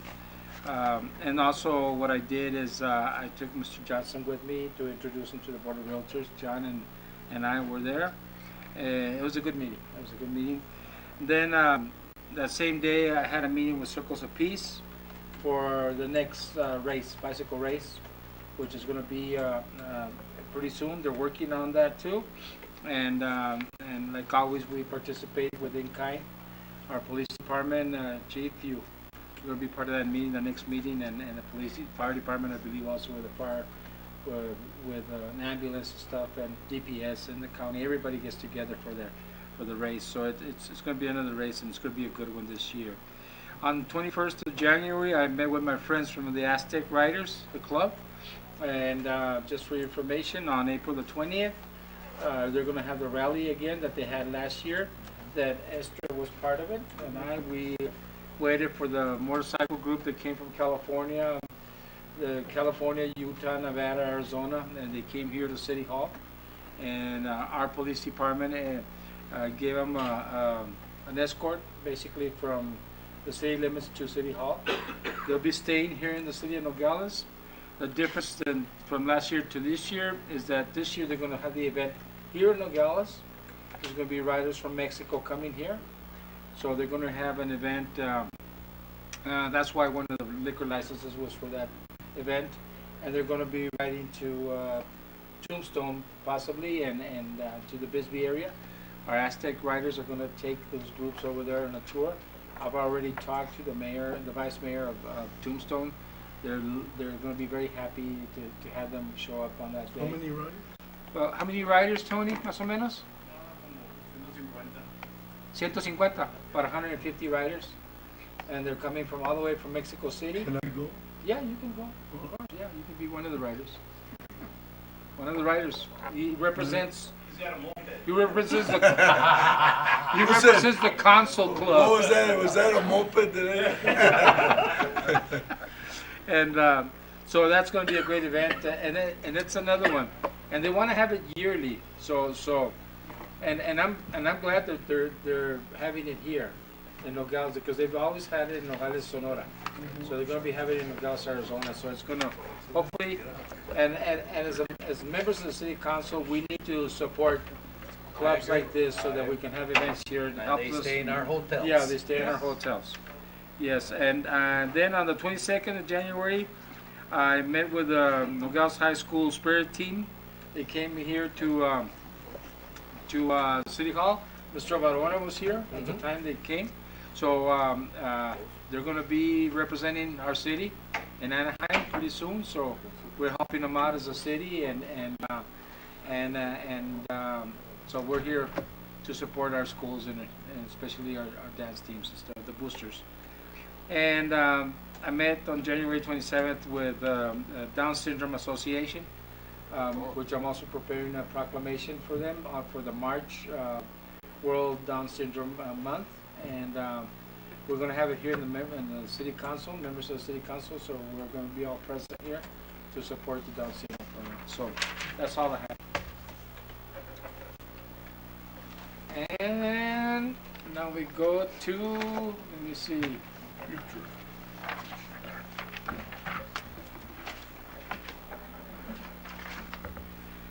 Future agenda items. We don't have any? Hold on.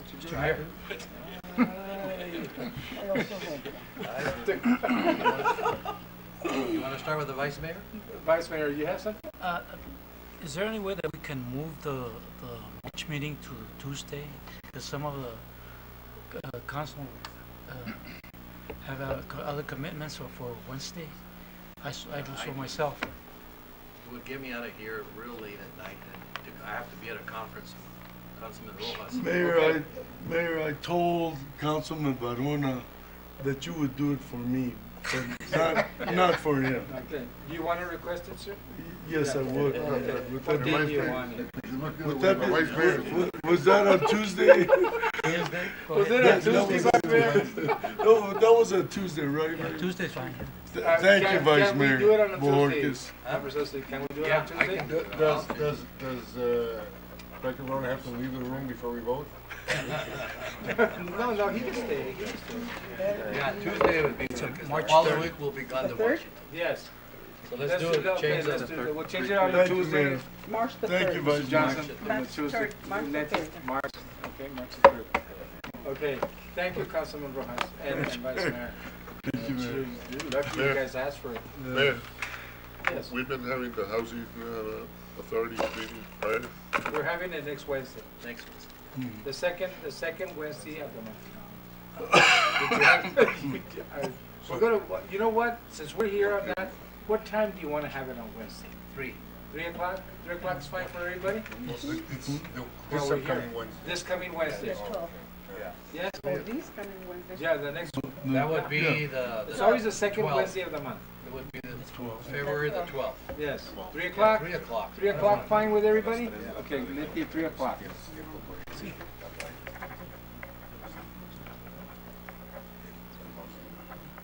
All right, and now, So it'll be at what time? 3 o'clock, 3. Wednesday. 3 o'clock on Wednesday. Yes. I just want to get an update on how we're doing with the Knights of Pythias, the presentation that they made on the cemetery plots that they wanted to sell to us. Maybe I don't know about the presentation. I know you're negotiating, Mr. Kissinger, but even if they want to sell us 100 or 200 plots, just so we can have something for the community on that. Then also, if you could look into Mr. Johnson, I don't know if it, but the community has been telling me that the owner, whoever the owner was that wanted to open up a 31 flavors and Dunkin' Donuts here in the community, that he got frustrated with the city and just left. But I don't know if it's true, but I've been hearing it, and I want to put, if it's not true, I want to know about it. I want to hear it from you in the public so that we can respond to these people on that. Also, Mr. Johnson, if you can also, find out, get together with the fire chief on all of that. I understand that sometimes our 2 big fire trucks are not working. I know they're old, and I know that's why we got new ones, but sometimes I understand that they're both out of order, or they gotta duct tape them together. So we need to have make sure. I gotta have that guarantee that our vehicles are there. I know it's been, that we're spending a lot of money on keeping them repaired and everything, but if you could just tell me at that time. And also, my last item here, I'd like for the council to consider, Mr. Massey, if you could come up with something, I would like for the council to consider that the city of Nogales be a sanctuary city for the unborn.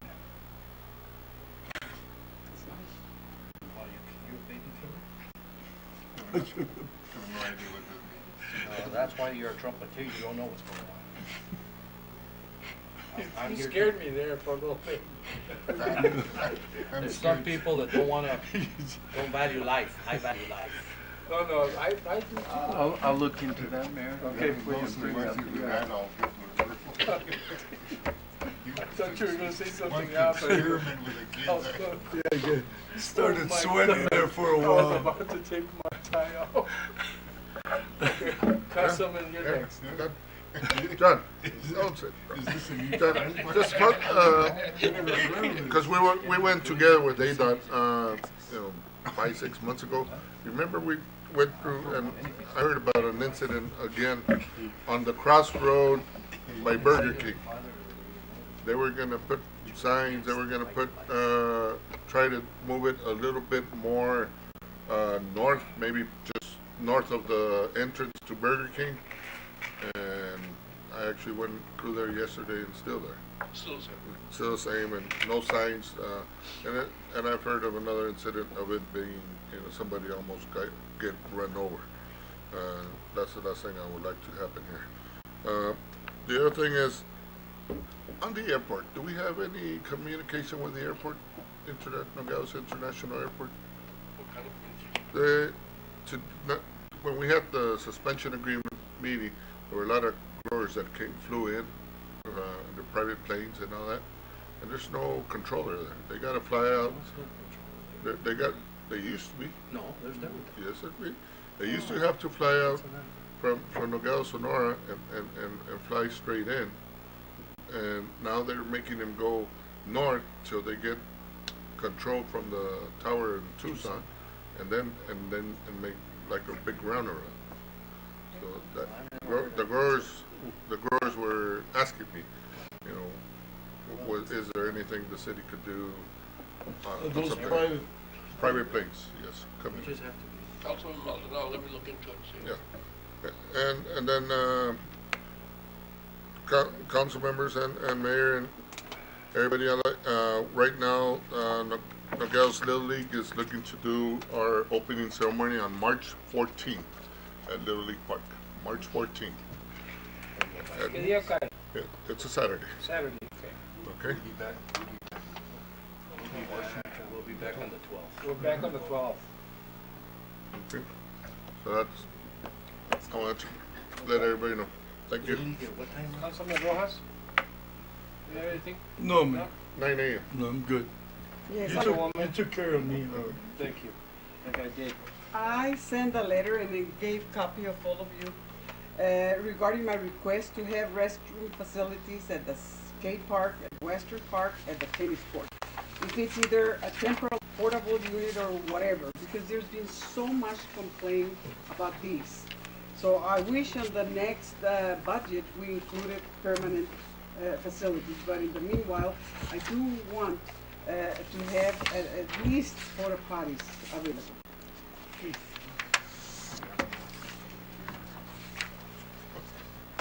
You have that, Mr. Johnson? No? Okay. The mayor doesn't have any to. Wow.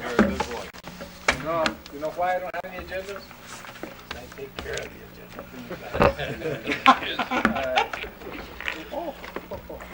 Motion to adjourn? Oh, wait. No. I can do it. Call for the question.